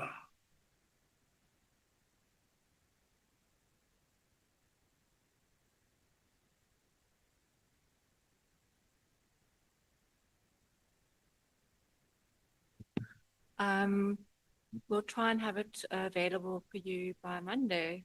Is that okay? Yeah.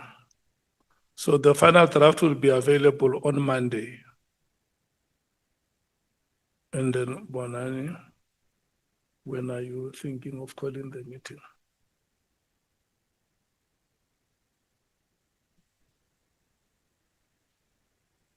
Yeah. Yeah. The final draft will be available by Monday, so we can meet on Wednesday next week, so that members can have time to go through the final draft. And if there are certain matters that you want to raise with the content team, you can do so. Agreed? Do members want the meeting to be physical or virtual? What are you doing? Can you motivate why you want? Let me rotate the motivation. We're busy with communities, Chair. We candidates elections.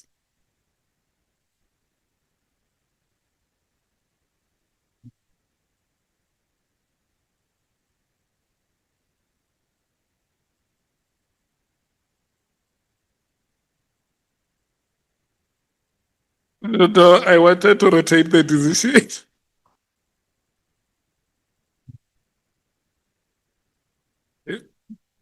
No, honorable members, thank you so much.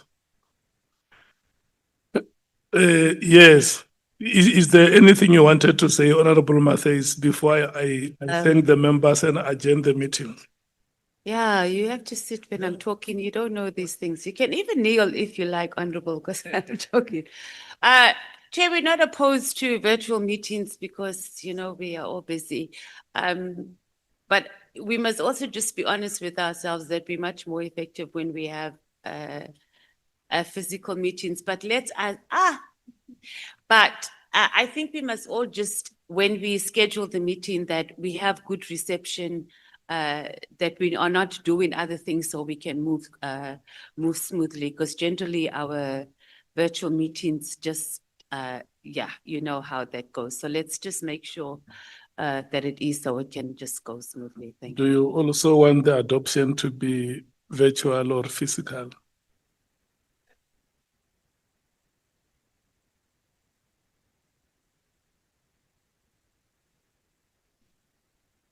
Virtual, virtual, virtual, virtual, virtual, virtual, virtual, virtual, physical, virtual. Okay.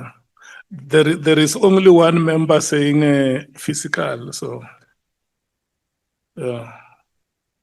Honorable members, we have come to the end of today's meeting.